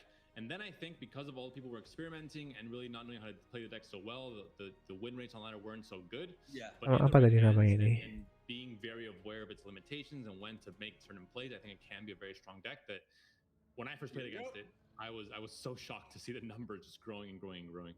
One of the cool aspects of this deck is there's a very powerful combo that's very punishing towards aggressive strategies, and we see it in the opening hand there for France with Darkwater Scourge and Mass Mother. You can play Darkwater Scourge and then play Mass Mother to kill it, and all of a sudden you have a 7/7 with Fearsome and Lifesteal, and that for 5 mana is definitely worth the mana spent, as we also see Cythria, Lady of Clouds, in the opener. One of the key things about this archetype is that normally you would never really be keeping a 10 mana card in your opening hand, but because she's such a key component of the late game combo, Gila, mahal sekali. you can be encouraged to keep her, and we may see France doing just that, as all they need is a Spectromatron to enable that as they draw into a Spirit Leader. Tumben banget ada Fan City. That stalking shadows can be really important for France to find. Ya, Rusia Ukraine masih belum selesai ya. As that's right now pretty much the only thing they're truly lacking. As Jadi toh apa kita sabar aja nunggu. Kalau mau kita lihat ininya aja ya. France sama Sweden itu dia bawa decknya. Si France bawa Irelia Azir, Ezreal Draven, Liebling Ash, Nautilus Maokai, Lysandra Trundle, Kalista. Wow, solo Kalista ini berarti decknya Cythria. Lalu bawa Renekton, Sivir, dan Sejuani. Oke.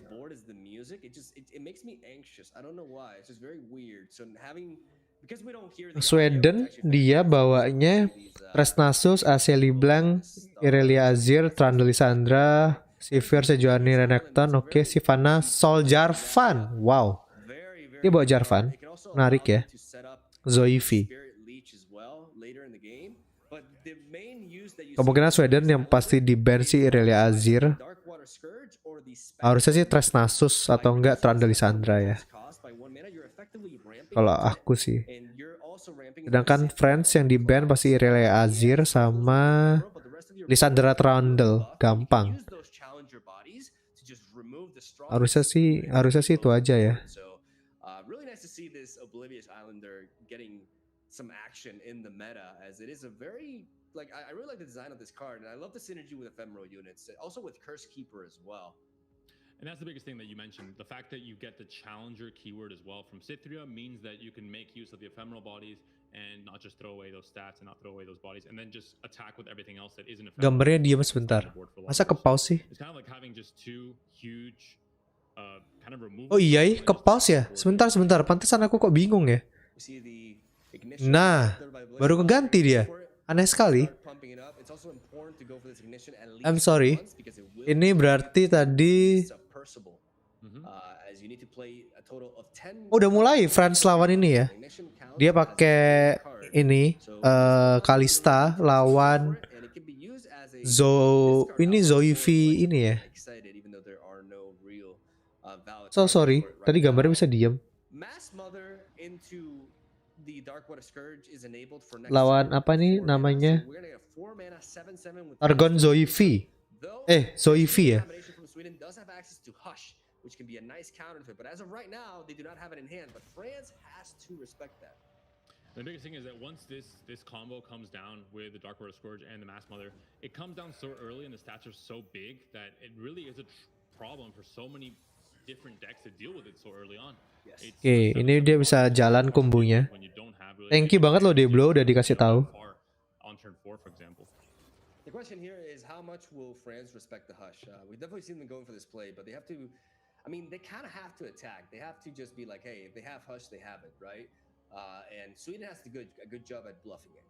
They can't ever go below 3 mana as long as that thing is on the board and the attack token is available for France, because an attack from a 7/7 with Lifesteal and Fearsome is going to start denting their board, and eventually it's going to start bypassing their defenses and doing some insane. Apa lawan apa nih bang?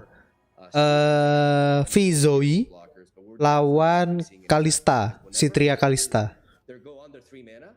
France knows that there's no counter to this and they will net. Dia langsung makan sih pasti 5/5-nya. Wondering why the Dark Order Scourge Mass Mother combo is played when it doesn't really have direct synergy with, you know, the focus of the deck, which is Sithria. It's because it helps so much in being able to survive the early to mid game against really any deck, because you have especially Azir, Aurelia. Exactly. And that allows you to go into the late game where this is one of the strongest late games in the game. As long as you Oke, ini Friends tinggal ngedraw Matron aja ya. 48-24 attacking you, like how am I ever going to kill this? Yeah. One of the key aspects though is to have a board state. That's one of the things, that's one of the best ways to counter the strategy, is to do your very best to remove every unit on the board so that when they have the turn to play Spectral Matron, they have nothing to buff and both of their units are ephemeral. So it's very important to pick off their board, even their 2/1s, even the 1-drops. Wow, dia bawa yang 1 mana ini ya, menarik.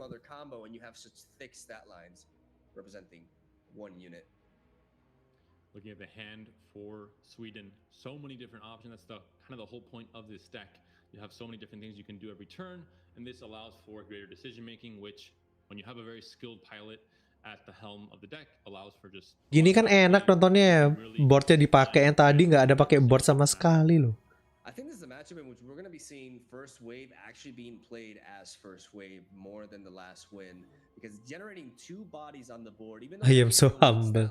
When you play Spectral Matron into Sithria, you give them Challenger, which means that's 2 very cheap bodies that can remove. Harusnya sih Moon Glow ya, atau bisa Moon Silver. Spectral Matron and your Sithria, Oh, you're hitting them for 22 damage. You are one-shotting them.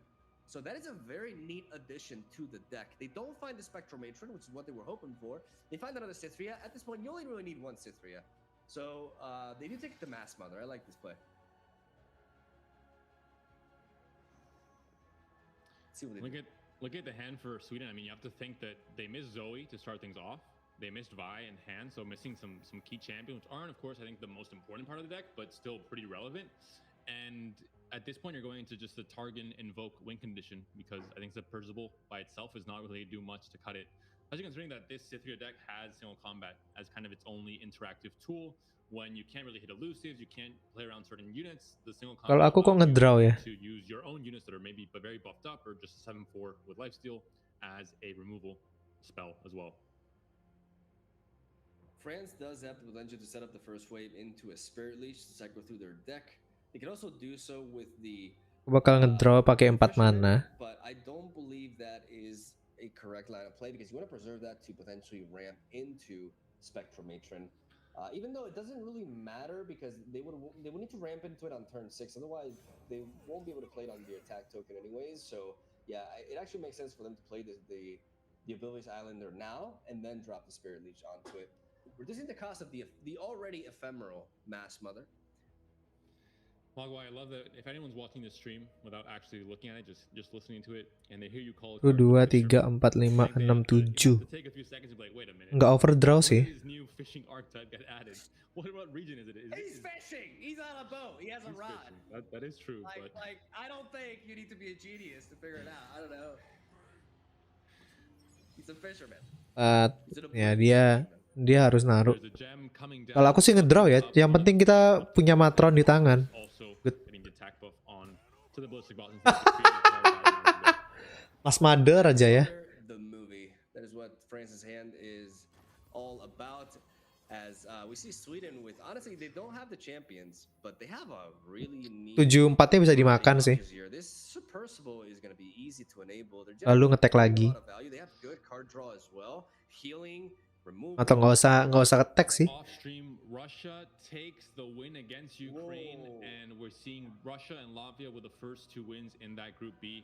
Spain and Ukraine having a lot of work ahead of them for tomorrow and the rest of the group stage. Unfortunately, with this, Spain, and yes, I said unfortunately, yes, I'm biased. Spain is number 4 seed right now in the group because of the current results. They did go down 2-0. Ukraine may have lost, but they did get a win over Russia in one of the games. So right now, the favorite. Gila, belakang ada kipas angin itu ya. I'm so humble. In the same way that match was being played off stream, right now we also have Poland versus Belgium being played off stream as well. We'll see the results as they come in, but with 2 powerhouse players like Alan and like Ultraman on each of those teams, a lot to look forward to, and hoping to see them tomorrow, maybe on stream for one of those countries as well. We see a pass here from France, being like, "Hey, we are content." Okay, just a proactive star shaping here. Interesting. 5 mana invoke, no heals. Yeah, but I mean, you take it. I mean, oof. Supernova bagus ya. Go Supernova. Because Cosmic Rays, I don't think this is a matchup for it. Yeah, you either go Destroyer or Supernova. I would argue Supernova, just to be able to Supernova bagus. Attack turn. But at the same time, if the game reaches that stage, maybe they opt to go for attack. No, they do go for the Supernova. I think that's definitely the right call, especially when you have the Moonlight as well, the 0 mana card. Kalau aku sih ngetek pakai yang 4-1 aja sih. Reduces the cost of a spell, so they can play that Supernova for 8 mana. I mean, it can reduce the cost of any card, but that's a very good, legitimate answer to the crazy making that we've been talking about. Mass Mother eats Mass Mother. Mass being played cannibalism. Just like as a +2/+2 to the Mass Mother that was already on the board. No real, slay interaction happening, so that's not really a benefit for this deck at least. And I don't know, Supernova, it's going to be great at dealing with maybe a Matron and the City of Clouds, but because it's a just immediate effect when it comes to the board, there's so much more value that you can't really deal with just dealing with 2 units. A Root Nation would be obviously fantastic, but not really in the region colors of PNZ and Targon. Spirit Leech does a phenomenal job here. Because in this matchup, it could be very easily removed with Mystic Shot, but we see that Sweden has no access to it, so this is a lot of damage that this 4-drop that already netted its value is threatening with. So solid attack here for France. They need to start removing the board, and they can always keep buffing the Mass. Ya, tangannya si ini agak awkward sih karena dia perlu matron kan. Tapi dia sedangkan itu ada punya Supernova. I don't know how. That just feels wrong, but it's definitely very efficient. Dia punya Supernova, jadi walaupun matronnya keluar bisa di remove lah. Some cannibalism going on in Shadow Isles, not too big of a surprise. I think some pretty shady stuff happening in that region overall. If you actually take a chance to look at the cards, because there's I'm happy Runeterra is fantasy universe. Spoilers for those in chat. We don't live in Runeterra, and there's some weird stuff happening there for sure. Mass Mother is one of those things. If you open that card art, Mogwai, you'll be ya udah pasti dibiarin aja. The full card looks like. What does it look like? I've never looked. That's the cliffhanger, Mogwai. Now habis DC dia. Now viewers will go open the client and play more Runeterra. I'm a riot. But I can't look at it. That's the tough job of being a caster, right? You have to stick to casting. Nge-lag dia. They played the first wave and it just returned to the hand. That has to be like a visual bug ya. He's just like, I'm out of here. Don't worry about what's happening on screen. Matron. Matronnya nggak keluar. Oh, stres Matronnya nggak keluar ya. Where he got Glimpse Beyond, because Glimpse Beyond can sacrifice units in hand, and now they drew 2 cards. New meta, guys. This is just the game evolving. Wah, gila. 1 2 3 4 5 6 7 8 9. Pas ya, dia bisa ngedraw 2. Because she has, level up condition that requires her to be on the board. So the earlier you play her, the better. She would have maybe leveled up already. And at this point in the game, it is still fine because you have so many cheap cards to play. You can play a Mountain Goat, you can play the Messenger, Moon Silver, and you can really ramp it up quickly with how much mana you have at this stage of the game. But she's very vulnerable, obviously, to maybe a single combat or even just. Yeah, that's what I was saying. Like triple single combat pretty much ensures that Zoe will not be a win condition this matchup. But obviously, Sweden does not know that they have a full set of that in hand. Because besides that, this is a deck that's not really that well known for its interaction. It doesn't really disrupt too well. It just kind of like focuses on its own thing. Ya, dia harus ngedraw dulu. Great things about Demacia, they have single Zoe V. and, spoilers, single combat is a good card. If you play Zoe V ya, Demacia, Evan you should Satena. probably be playing single combat. We may see Spirit Leech on Wow, the Kalista. Oh, there's a Mobilize. A lot of these decks don't run Mobilize, but this Mobilize is actually pretty damn neat because now you can go for Mobilize, then play the Fisherman, #Fisherman, Oblivious Islander for 0 mana, reduce the cost of Cithria again. You can get Cithria down to 8 mana, which allows you to play her on curve next turn. Even though she's ephemeral, you can start boosting your stats like crazy. And you can also set up. There's some neat setups. Bagus here. ini Mobilize ya. Mother as well. Ooh, yeah. There's some potential here actually. There's some potential setup here. Maybe not a lethal threat next turn, because of course Targon's going to have the option for things like Hush, for example, and oh yeah, there's going to be fast speed or burst speed interaction, but definitely a very scary attack with possibly a full board. I mean, I think definitely a full board. The problem with letting the Zoe attack go through is that Equinox is actually very strong here, but Mobilize sih. I think Mobilize into Fisher, goddamn, into Oblivious Man is legit very good. I think we're gonna see that. Maybe I'm wrong, but no, I think this is definitely the play to go for. Yep, this is nice. This is nice. Kalistanya bisa turun, tapi langsung kayak sih bakal langsung dibakar. Play because these are base set cards that were always overlooked, that were always not really finding a place. So regardless of what you think about the deck itself, I think it's nice to have cards. It's funny how that logic feels really sound. Kalista turun sekarang, terus yang 0 mana itu kurangi 1 ke Cithria sih. Wow. But yeah, it's normally I would definitely agree with that line of thinking, as it definitely does apply here. It's not like Oblivious Islander is breaking the game by any means, so it's really nice to see cards like these and Mobilize, especially because I do know that Mobilize is definitely not an auto include. Like a lot of players. Wow, kenapa nggak dikeluarin langsung ya? It makes it more variance inducing. And we could see they don't want to play the Islander immediately, so they're gonna go for it now, and they can start they can make use of the initiate system here by start playing that, then play the Mass Mother, the 0 mana Mass Mother, and still have the single combat enabled as well. And because maybe they expect Sweden to mostly play on a spell-based fast speed burst speed interaction, they want to see if they maybe fall for the trap of not knowing what's going to happen, because there's so many different plays that are going to occur before Cithria comes down, and maybe they commit to a certain play that's not the correct one if they would know that the Cithria was coming. They do have the Supernova there, but they cannot. They have the messenger. They have two Celestials in total, so they don't have to. They can actually resort to the Moonlight in hand to enable it. But the key aspect here is another really cool combo with this deck is that you can play an Ephemeral unit and then have the buff from Cithria and then play the Mass Mother on top of it. And all of a sudden you get to preserve that Ephemeral unit and get all the stats and all the keywords as well. So Mass Mother has just so many combos in this deck. It's awesome. I love that this card, it was seeing some play before, but now it's just it's such a vital component of this deck. This deck is just really dope. It's one of the new archetypes introduced. And it's so many competitive players were not competitive players, but I do know of some voices within the community that were saying that it's not a real deck because of the win rate. But a lot of times you gotta be patient. You gotta be patient, and to what you said, so many people were trying this out in so many different shapes and forms that obviously the win rate was going to be very low because it's the experimentation phase. But now look at this. Right now, that Supernova is the only thing keeping Mr. Humble here alive. Humility may not be enough. Yeah, I mean, it's Yo guys, even if you're at 20 HP, this is my kid. Lucu banget ya lihat. Ih. Mau bilang sesuatu?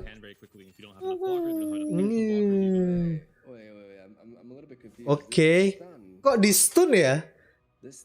Gak langsung di itu. Oke, bisa dimakan Mas Mother sih. Makan Mas Mother, oke. Kenapa kok yang ephemeral? Sorry. Kenapa kok yang ephemeral ya? Yang makannya? Kenapa nggak yang nggak ephemeral yang makan? But they wouldn't have taken lethal damage at least. Yeah, They would have obviously been at 2 HP, which is I think against this deck, 2 HP. Oh, ya little sih. They're hitting you for so much that You're correct. You're definitely correct. Like they want to threaten lethal, but this Iya. you gotta play supernova. Ini namanya Runeterra. Ya. Ih, kamu habis makan apa ini?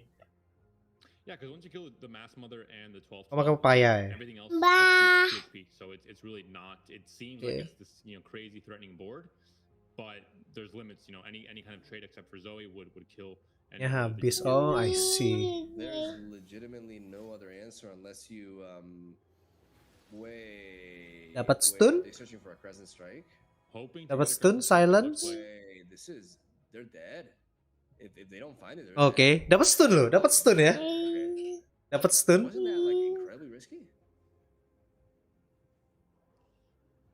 Because they are beholding, even if they waste the moonlight, because of that messenger on the board, they are beholding a celestial, which enables a supernova.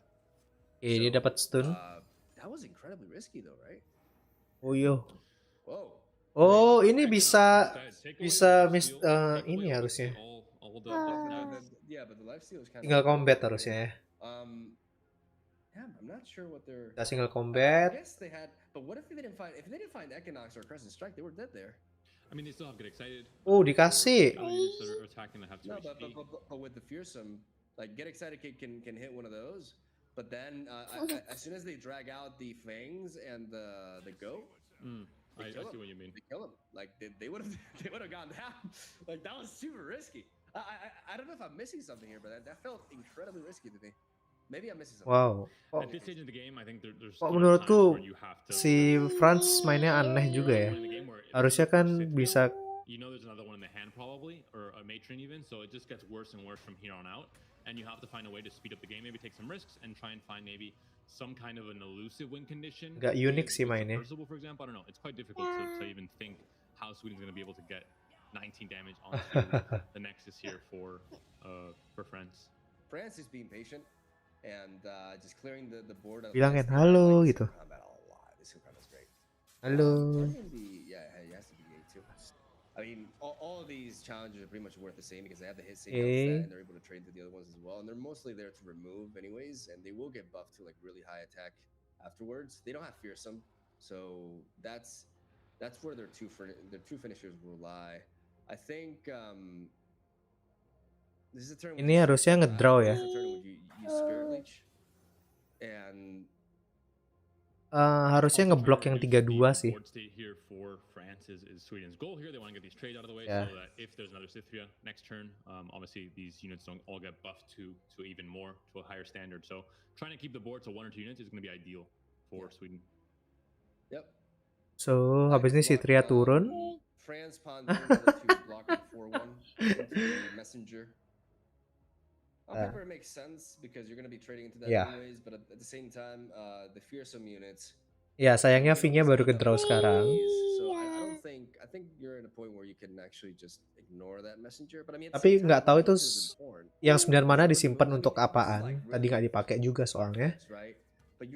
Tapi juga si Franz nggak draw matron sih, itu jeleknya. Iya. Kenapa nggak pakai yang 2-2 sih ngebloknya? Aneh banget. Kok aku lihat Franz mainnya nggak kacau ya. Ini harusnya Kalistanya turun. Phoenix, I guess, would be the way to try and go for elusive damage to get the win, but still it seems so far away, and they've done so little in terms of pressuring the Nexus. There's no Zoe trying to level up, there's no Vi that's grown too much, it just got top decked. It seems like they're just defending, but how long can they defend for without being run over? do you feel about that open attack? Nanti dua-duanya dimakan sama yang mana 4. Like, because at the end of the day, France has to build some sort of board state, right? So you have Vi and you have a gem, so that automatically puts Vi at 4 power, which allows you to basically knock out pretty much anything that's 3 mana or lower. So they could have like developed Vi, and then unless they're like waiting to make use of the supernova, or they're trying to cycle potentially with a some pressure. But I feel like developing Vi was not a bad call here, because that open attack was also pretty weak there. Like, you only got a little bit of damage, and this is, yeah, they do use. Oke, matronnya udah ke draw. Okay, there's a Spectral Matron. That's exactly what we want to see. And the Curse Keeper is pretty big as well with the Oblivious Islander. You can just pop it, basically going into the next turn, or with Mass Mother even. Yeah, this Kalista is also pretty easy to enable as well. Ya, habis ini bisa level up Kalistanya. A lot of different plays we can see here. Yeah, definitely. Satu mana ke Curse Keeper, lalu yang satu mana yang Slendernya dimakan sama Mas ya. Jadi end roundnya nanti dia level up si Kalistanya. Single combat. Oh, you'll have wow. And double single combat as well. Okay, yeah. So the question is, do you single combat here? I don't think, no, I don't think you do. All right, denying the Kalista. I mean, that is a fearsome body. So they don't really have other sorts of fearsome. Yeah, they're gonna go Curse Keeper Oblivious Islander into Curse Keeper. I assume gonna play the Curse Keeper with the Ephemeral, so that it trades into it develops into a Cursed Abomination. And that's all you need. You need 4 units on the board. You can't go beyond that, because all of a sudden, otherwise your Spectrometer combo is... Spectralnya bakal keluar sekarang, matronnya. Really scary. And we're into now round 2 of the Cythria Matron combo. And again, now you can maybe defend once again if you're Sweden, but it's just going to continue happening again and again and again. It's going to be round 3. 12 sama 10-nya dibuang. Supernova goes down. This is big, but they can react with a single combat here.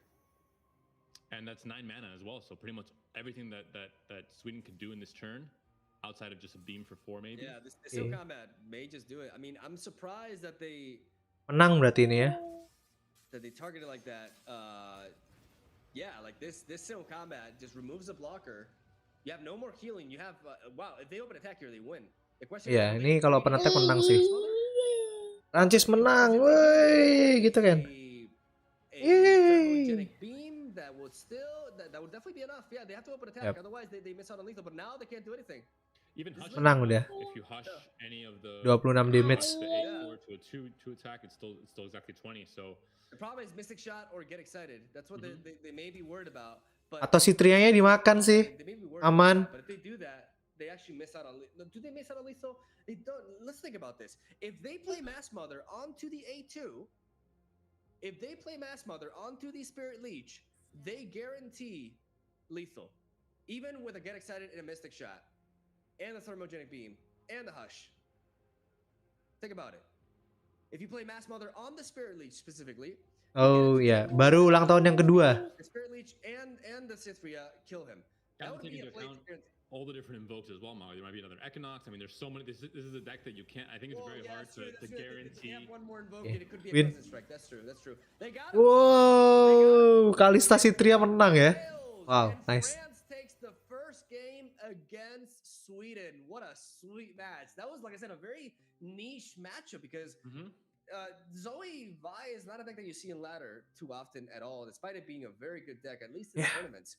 And it's also a difficult deck to play, because there's so many different decisions. It's one of the most fun competitive decks, though, in my opinion. And to see it clash against another deck that's actually up in the rise in play rate, it was a difficult matchup to like actually measure, but it was very exciting to see. And we saw the power of the combo, back-to-back Cythria, Lady of the Clouds, empowering that board and just setting up for a 1-turn kill, because that is what the deck is all about. Let's take a look at the picks and bans and see what other matchups are in store. I think that Cythria deck into that, the Ruben Zoo. Oh, yang di ban ini ya, deep ya. You don't have the right answer answers for that kind of a deck. It's just Kenapa Deep yang di ban? Aneh banget, nggak Lissandra Trundle-nya yang di ban ya. Mid game to force Seifer to be uncomfortable leading into that late game. So yeah, I think it was just like I mentioned earlier. Kayak mungkin France bisa main Ezreal Draven. At the end of it, but Ezreal Draven kayak bagus lawan semuanya. Is now available for France. Ezreal Draven, Ash LeBlanc, Overwhelm, and TLC. Whereas Sweden still has all 5 options available. Listrandel nggak mungkin dimainin karena Targonnya ada 2 deck di sana. Iya. Antara AC LeBlanc atau Draven Ezreal sih. But there's a lot of bad matchups for the Watcher here. You have a potential mirror. You have the Overwhelm deck. How does it match up against Thresh Nasus? Do you know this matchup well? Like, I know Overwhelm is already a very good matchup against the Watcher, so just because of that, I'm not sure if he pulled the trigger there. I think Thresh Nasus also has the upper hand on the Watcher as well. They have the ability to write a negation their strong plays. They can just out tempo them in the early game, and Nasus into atrocity is just very hard for them to answer. So I don't think expect the Watcher here from France. I think we may see. I think there's a legitimate argument for easy Draven. Because the Watcher is like the one bad matchup for it. Everything else seems really solid. Like the Overwhelm, the Demacia with Shyvana is a fantastic matchup. Thresh Nasus, you have to be worried about Nasus, but their early game is very easily answered. They can calling strike Thresh as well. So we could see easy Draven here for France. Ada papi yang makin ya. Ash into Overwhelm is great. Ash into Demacia is great. Ash into Watcher is not that great. Tidur? Interesting. Ash could also be an option. Kan tidur sama Mami ya? It's Ash. Okay. Oh, that's really good for France. Overwhelmed. That's great for France. Oke. Tuh, AC LeBlanc lawan Overwhelm. Oke. Iya. AC LeBlanc AC lawan deck Overwhelm ya. Sivir, Sejuani sama Renekton.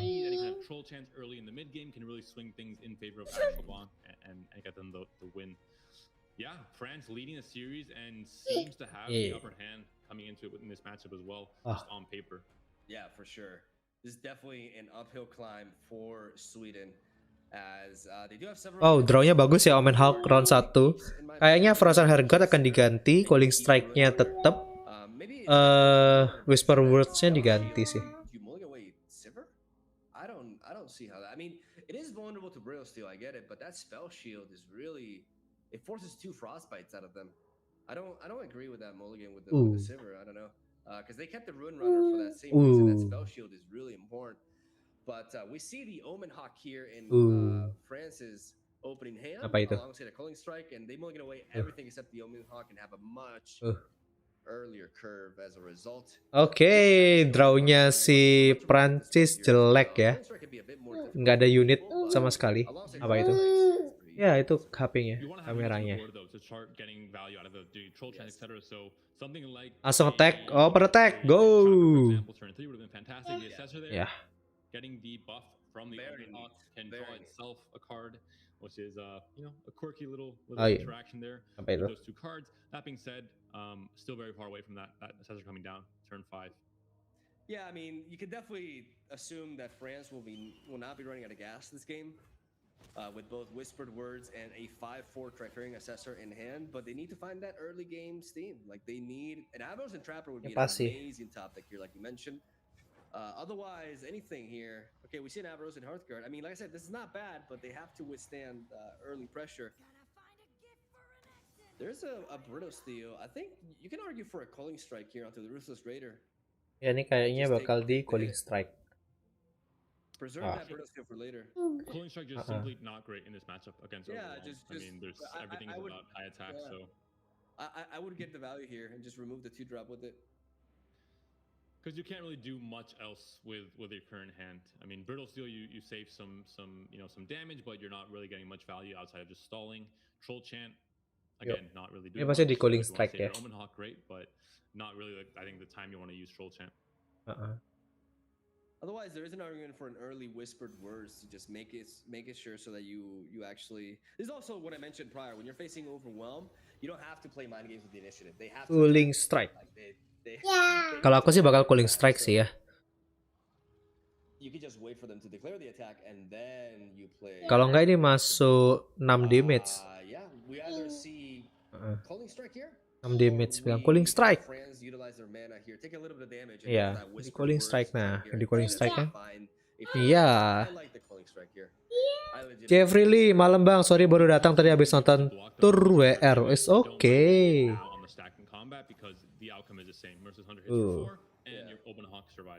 Sekarang dia harusnya ngedraw. Iya.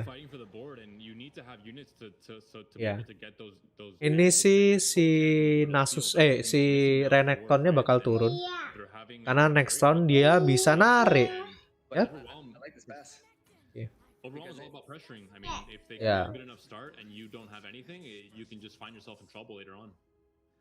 Wah, baru keluar ya Liblangnya. Have a flash freeze into a calling strike to kill off a unit and be like, hey, maybe Sweden does not develop and try to make us burn the mana. As from this point onwards is when France can start putting in the work. I think this is the turn to Iceville Archer into LeBlanc because I feel like, well, I mean, the Ambrose and Hearthguard. I mean, you can't play the Hearthguard. Yeah. But you can't Brittle Steel and Troll Chant this turn. But I think you can take a little bit of damage and then just proceed to just frostbite and again and again and again. Ini sih bakal di frostbite yang punya Well, it's technically a great play. yang punya We see that exhaust there. yang punya spell shield itu ya, 64-nya. It does represent a blocker onto the Merciless Hunter. It makes Yeah. sense, right? Karena kalau Renektonnya yang ditarik dia masih punya 2 damage. Kalau Renektonnya yang dinolin ya. You're going to be able to get such great trades with Troll Chant and Brittle Steel, and really this is like the turn where overwhelmed things are taking over the game, but then Ash is like, wait, chill out, I'm going to freeze you, I'm going to use my combat tricks and get it in my favor. You know what I like here? I like this Archer. Dia tunggu open attack dulu baru nurunin Liblang. Kalau enggak Gochuan. Gak bisa. Good. Yang lain nggak bakal di-attackin sih. This Ice Archer is like legitimately a great blocker here because we see Sweden not wanting to go for the exhaust here because there's so much more you can do with this exhaust later. Yeah, killing an Ash. Ini bakal dibiarin sih. Taking 5 damage here. Gak bisa diapa-apain juga soalnya. I think this is like I said. Iya. But it feels bad to waste Troll Chant like this. Is the problem. It's not completely wasting it because although your Omen Hawk is not surviving, you're taking less damage. Dia taruh Liblang. To take off spell shield. But they opt to go with LeBlanc instead. So that Runner is there to stay for a bit. That Runner is a bit of a problem, but I mean, as long as they keep this Troll Chant, they can always frostbite it if they need to. This Troll Chant is a great way to blake that, and they don't have to. They have to wait for like an actual turn in which they really do benefit from that health boost. Ini harusnya langsung attack ya. I think we can expect the Avarice and Hearthguard Reckoning, a bit of a awkward card here because not the deck you want to use it against. Yeah. They're gonna Reckoning. Ini langsung attack. Jangan Ready didorong. to fight, and then you see a crocodile. Yeah. Down goes the Avarice and Hearthguard, buffing the entire deck from France. +1/+1. And enabling a potential nasty Trifering Assessor next turn. But right now, card draw is not the problem. It's not what France is lacking. Oke, ini bakal pas sih. Ini bakal pas, nggak mungkin attack dia. Iya betul, nggak mungkin attack ya, rugi kalau attack ya. Tapi bisa di block sama 76 atau 64. Lumayan sih buat ngilangin unit ya. Ya. Iya. Iya. Terus juga ada Troll Chan. Harusnya sih attack aja sih nama-namanya. Yang 66. Nggak attack loh. Wow, sayang sekali dia nggak attack. The Ancient Yeti's coming to hand a bit late. Not going to get really enough value out of them to discount them to make him a good tempo play later on. So not the greatest draws there. Perseverance can help. 8 mana exactly for Battle Fury. Sweden. Onto the Rune Runner. This is really tight because right now this board state alone warrants a harsh wins. But if they commit to that, then Battle Fury happens, and that is just, dude, that's dangerous. That's actually dangerous. I mean, they have decent blockers, but all these. Oh man, this is a strong attack. Iceville Archer definitely has to go into the Merciless Hunter, but we'll see. I mean, the thing is, they can't like if they commit to an exhaust, Battle Fury is no longer available. So you have the chance to play here Harsh Winds, Troll Chant, and Brittle Steel. If you want to just go full value in all these counters, this is really the exact turn where this deck will excel. Able to get just favorable trades all across the board, but Battle Fury can definitely have a say in that. I mean, right now, looking at this block, if France goes with a block with the LeBlanc onto the Wow, Yeti-nya diturunin. Oh, they're going in. They're going double exhaust. Yeah, I like this more. I like this more than the Battle Fury. This is extremely threatening. There's no Ice Archer for France. That's scary. Wow. As you said, they could try to go for a Reckoning. A Reckoning would clear 2 attacks. No, but it's just not enough, man. Like a Reckoning is not worth it. Yeah. And your Archer dies as well in the process, so yeah. not quite optimal enough, I think. This is the thing where obviously ini sih harusnya mereka pas. That if they just open attack, France is gonna be able to use all of their mana with spell because this deck is built in that way. Assessor comes in, you can't play Harsh Winds anymore. Yeah, but at the same time, surprisingly, there's no more threat of Battle Fury. One exhaust should come in here, right, for the buffs on Renekton, and to just maybe pick and choose how you want your blockers to go. Yeah, you definitely want the exhaust. The thing is that Merciless Hunter can be Brittle Steeled, so an exhaust is actually not terrible for France because they wouldn't want to be directing that. Okay, no, but they're targeting the LeBlanc, which makes sense. Onto that, yeah, that's a good exchange. Onto that, that's a strong hit, but they're not really. Are they representing lethal here? They block into that and that. How much damage is that? That's 7 over there. That's 8. That's 8, and that's exactly. 4 7 11. Wild Claw and the Rune Runner, but of course 5 mana still to work with here. Using Brittle Steel doesn't matter, but using Troll Chant will of course matter. You can take away some attack from the Wild Claw, for example, and give some health to LeBlanc, and that already reduces 4 damage. Yeah, I was thinking they could Troll Chant and Calling Strike. They could Troll Chant onto the Yeti and Calling Strike it. But the problem is, oh man, this is tough because they're worried about. I mean, Shapestone is 100% +3 power because they haven't played a single landmark, so that's important to note. And even if it did, with Troll Chant by itself, you're also just able to essentially heal 4. So Shapestone isn't a direct lethal. If you really just think about that. Because this is the most key turn of the game. If France is able to stabilize here, they have all the tools to just not take damage ever again. Yeah, they're going for it. They're going for it. Troll Chant into Calling Strike. Aku nggak suka ya playnya kayak gitu. Renekton is leveling up. That's really scary. But again, that Harsh Winds, like surviving this turn is rugi banget sih. Surviving this turn is absolutely everything. That being said, you're still at 6 HP. Your opponent's at 19 HP still. I don't think there's any kind of combo that actually can go up on this turn. Ini Liblanknya bisa turun. I don't think there's really any way to put enough pressure, and you're still having to deal with these 3 overall units that are weak. But because you're not playing PNZ, you're not playing Shadow Owls, it doesn't really matter. I mean, this 7-1 is still. Well, it matters in the sense that now Brittle Steel is enabled on overwhelm units. That's true. That is true. But ini Liblanknya bisa turun langsung open attack. Yes, for sure.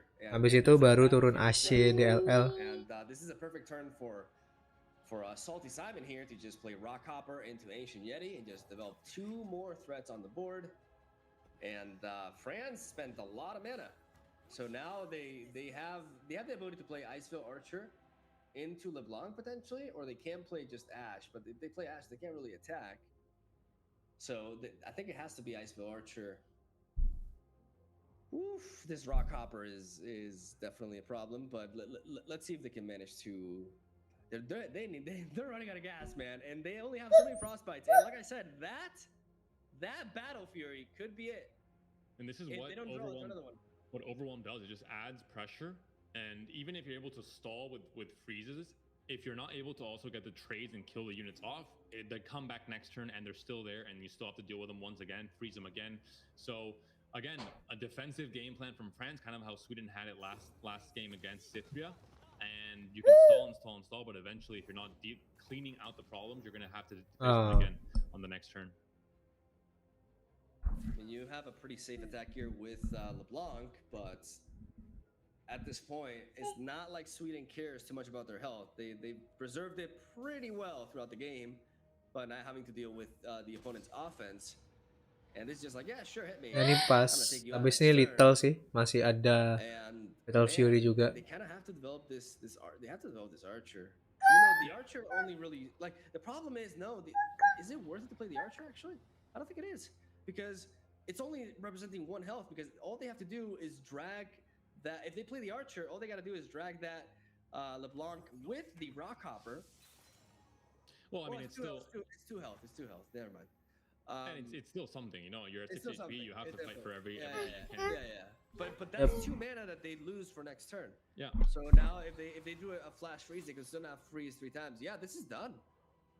This is done. That Battle Fury is gonna. Wow, this was a really bad matchup for Sweden. But that lack of early game that we were talking about for France hurt them way too much. Just missing a trapper, missing the 5/5 Yeti for 1 mana that really slows down. Belgium taking down Poland game 1 as well. Alan, ZQ going down. We saw Poland making out or not making out of groups. Oke, ini kalah ya berarti si France ya. And in this group of death, every single one of my predictions have gone the other way around. I think ini harus tak kembalikan dulu ke kamar. Ayo balik ke kamar.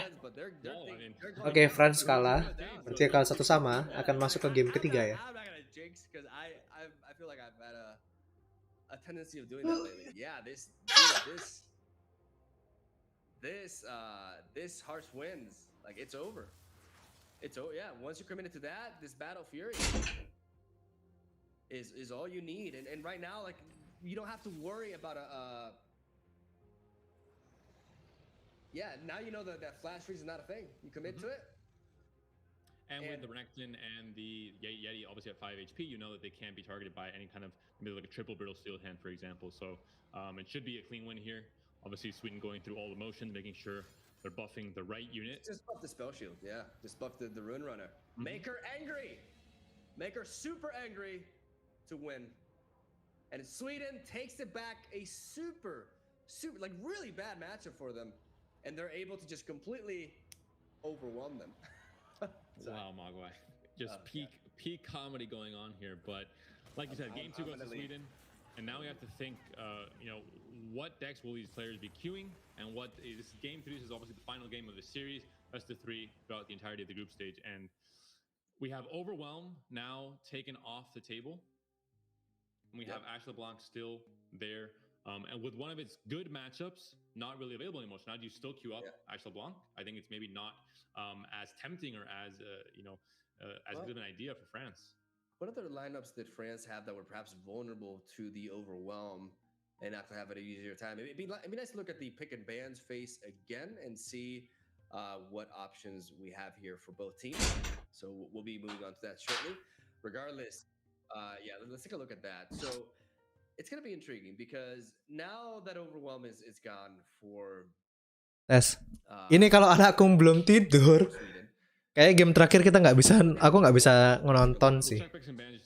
To go through the entirety of, what is available for not just, obviously 2 bans, but now when you get a win with the deck, you also can't play it. So your possibilities go down from 5 decks down to 4, and both teams having a win in the series means that both teams have only 4 decks available to choose from for game 3.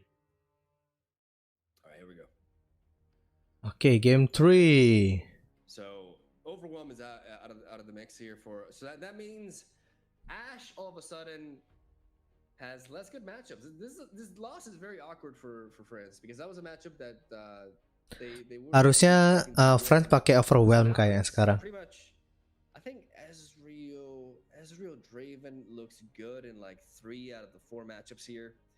Ezreal Draven bagus. It's not as clear as his Thresh Nasus. Is really depending on draws, and the threat of Nasus is definitely a thing. But I do believe it is slightly favored, especially in the hands of a good pilot for Ezreal Draven. I believe that matchup should be well handled in general. But if you queue into the Watcher with it, it can be really awkward. Oh, wah, it's a Watcher Oke, mirror ya. Mirror berarti 50-50. Ya, Mokwa jadi caster. Semoga suatu saat nanti aku bisa jadi caster resminya Runeterra ya. Tolong didoakan.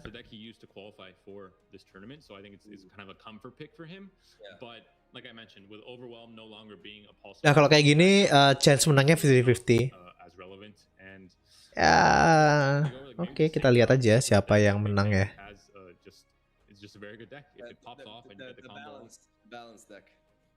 Iya, kalau mirror ya adu hoki.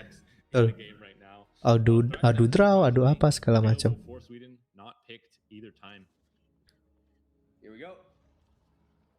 Oke, tangannya Sweden udah bagus banget karena dia ngedraw Lissandra. We see double Lissandra there for Park, so that's very important. Having access to Lissandra, that is of course the win condition. Intrade nggak bakal dipakai karena habis ini dia bakal ke yang 5 mana. Oke. Dia bakal ngebuff. Ya, apa namanya? Ngerem. Trundle. The Catalyst of Aeons, they just ramped. They just ramped in the mirror. Okay. That is crazy. That is so scary. Trundle turun. That could definitely matter. That being said, you do want to find the combo pieces, and if you're ramping so quickly but you don't have the pieces to really get your combo off before your opponent can, then it's really not worth much of anything. But they do find the Trundle at least early on. And they have Untrade in hand, so they could find Lissandra with it. Yeah, so I mean they're almost there. Fading Memories and Matron are also there in hand. So I'm not sure what is Sweden. What is Sweden even threatening with? Ya, kenapa Sweden attack ya? Ini masuk 4 damage. They want their board to be empty. Going later on into, I mean it is something that matters sometimes later on. Trundle-nya sana turun. Ini harusnya attack dulu ya. You shouldn't underestimate the ability that this deck has to like actually kill your Nexus. With Trundle and Spectral Matron burst plays, like leveled up Trundle, like they could actually like they're opening themselves up for a second way to lose. And in a mirror match like this, I think that attack is super weird. Terus si Prancis dia akan ngedraw champ. Bukan Lissandra. Aduh, sayang sekali. But it's okay. Not okay sih ya. Lissandranya harus ke draw cepat. Kalau nggak kalah.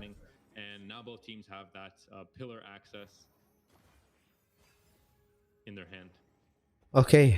This is a very interesting situation because Sweden has all the combo pieces, but we have France effectively one turn ahead. The problem is, like you mentioned, they just went for Untrade and picked up another Trundle, which means that they need to top deck Lissandra. Otherwise, I mean, now it doesn't even matter because ya Prancis harus top deck Lissandra. Itu tok caranya bisa menang ya.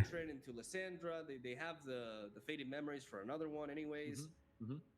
Dia harusnya kalau round ini dia top deck Lissandra menang France. You have things to drag around with the pillar, with the vulnerable. It can sometimes just lead to situations where if your opponent doesn't have, vengeance and the right fast speed interaction spells, you could be in trouble. Of course, your opponent can always just defend with their own matron to have. Kamu kok balik lagi? It's not always the easiest route to try and find a win that way. I think if you're France, you're trying to work for that alternate win condition here. I think there is a legitimate argument for just playing the Tavern Keeper, trying to go wide and maybe push their nexus down. But they just go for the pass instead. Oh, Ruination. No, Lissandra, ladies and gentlemen. Gak bisa. Three sisters, but Sweden has all they need. Sweden has all they need. Yeah. And France has had problems before. We saw in the first EU Masters when they put Sin, just never found Sin, and the deck kind of revolved around it. We're seeing flashbacks of the same thing happening here, where Lissandra is a very important piece of the combo. Without her, you can't really do much, and they have not found her when they needed to once again. Sayang banget ya Lissandranya nggak ke draw. And here we go. The pinnacle of Legends of Runeterra gameplay, ladies and gentlemen. It's all about this. They have to matron, I think. The problem is, you can't even matron anything. They don't have anything to matron. They have the Tavern Keeper. That's awful. I mean, awkward hand for France. They just don't have the right pieces. That's just. I mean, they could like. They don't even have anything good to fading memories from the opponent to Spectromator themselves. Like that's just. Yeah, they don't even have vengeance. They could fading. I think they have to fading memories their own ice pillar. Anakku ngajak main istriku.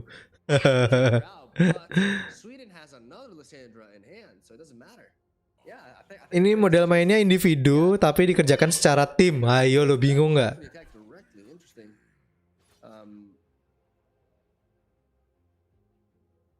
Going for the kill on Trundle before he can level up, but we talked about it before where sometimes if you kill a Trundle, it's a bad thing because your opponent can just play a Trundle again. That being said, only 4 unit mana on possibilities for Sweden, so they can't play it this turn if they were to do that. And they have, 2 fading memories in hand anyway, so not really necessary. No flash freeze. Wow. They don't care. They're at 4 health. They're fine. Like they don't mind at all. Like they just need to pass. It's like, hey, it's done. I mean, they have the ability to ice quake with Trundle to preserve their board, but that just feels awful, dude. Yeah, I mean, at least, hey, even though that's the funny thing about Ya mirip kayak gitulah, mirip seperti itu. Tapi kemarin naik diamond nggak dibantuin hari terakhir ya, nggak dibantuin malah naik loh. GG. It's because of how quickly it actually ends games for a shadow outs for all your basically active list. Di coaching ya. Maybe if Sweden commits under 4 unit mana, you can Runation to kill Lysandra, but 4 and they can play a second Lysandra, you can't do it. It's just line you can take. It's over. This game's over. This game is over. Spectromatron into the Watcher. They got double fading memories. Like this is super easy here. They fed memories. The ice pillar. There's no unfortunately. I mean there is an option. Nggak bisa karena boardnya full ya. For France, that may be the play. If they ruinate, they prevent the Watcher this turn. No, do they? Wait. They don't. They don't. Double fading memories, and then you Spectromatron into the other Lysandra in hand, and you generate the 0 mana. Yeah, no, it's over. Yep. Wow, it's actually over. That's not even a line. Yeah, they have to do it. I mean, it's the correct play, but they're gonna. Yeah, it's over. Yeah, double fading is what does it. Very good call by France, by the way. France. They heard you say it was a good call. Like, wait, no, it can't be the right play then. I mean, it doesn't matter. Like they lost anyway, right? But it would have been a really good call. There's a level up now on the Sandra. So mission 1 has been accomplished. Step 1 of the process. Ini nggak bisa sih. Dia meternya turun nggak bisa naruh ini, nggak bisa naruh Watcher. At the 4 HP there. Sometimes we've seen it. I've seen TLC mirrors come down to ice shards killing their player. So I mean, some PTSD triggering for me there. I mean, that's the thing about this deck. This deck is only focused on doing one thing. Combining Spectromatron with that, so everything else is irrelevant. Like in this matchup, because of the mirror, like there's so many cards that just don't matter. Withering Wood doesn't matter. Tavern Keeper doesn't matter. Flash Freeze doesn't matter. Like basically anything that's not Spectromatron, Trundle, Fading Memories is pretty close to irrelevant. Mau keluar kamu. Exactly, because the Watcher attack again, it's nice. Not an Nexus Strike. If it was Nexus Strike. Karena nggak cukup. Wait, what happened there? Let me go down through that again. They were at full mana. They already enabled the Watcher. They can go Spectromatron into the Watcher. Even if they have Ruination. They had Fading Memories to get the second Watcher with... Oh, one of the key things to note here is that you can Fading Memories the opponent's Watcher. But the thing is, as long as you have... That's an interesting thing to know. You can Fading Memories the opponent, but it doesn't matter, right? Like, I wonder... Wait, what am I missing, Panda? What are we missing? What did they pass? Not entirely sure. I guess Trundle's spell to shuffle back a Trundle into the deck with Ice Quake, there was still mana available for that, maybe is a consideration where the Watcher obliterates your deck, but then you still have the chance to reshuffle if your Trundles are live. No, but the problem with that is Mereka nggak sadar kalau boardnya full ya, nggak bisa combo Matron sama Watcher tadi. Unfortunately, Mogwai, I'm not much of a TLC player. I think that's.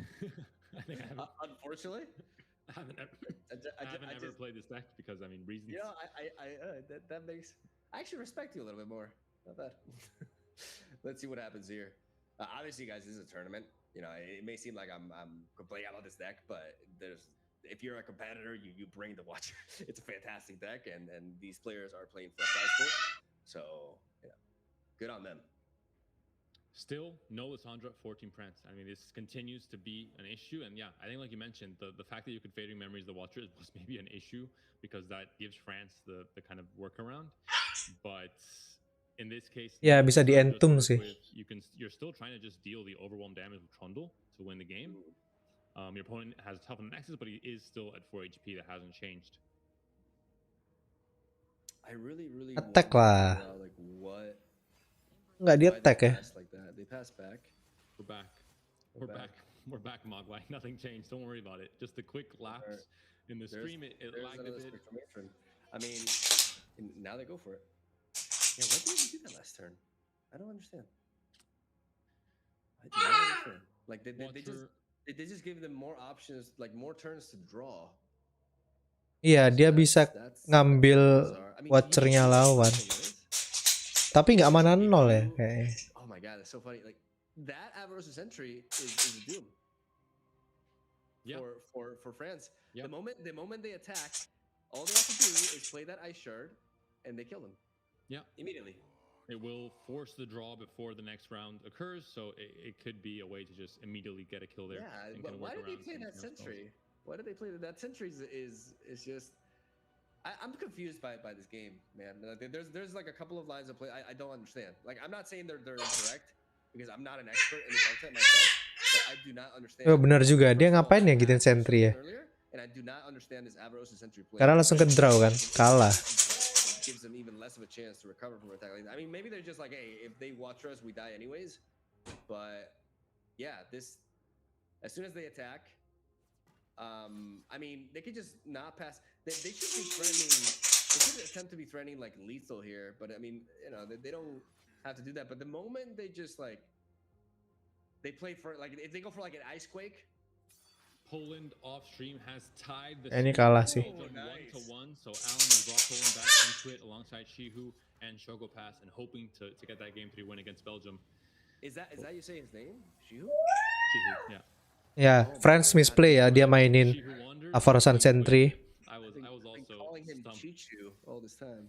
That is definitely not it. That's one thing I know for sure. It's not Chichu.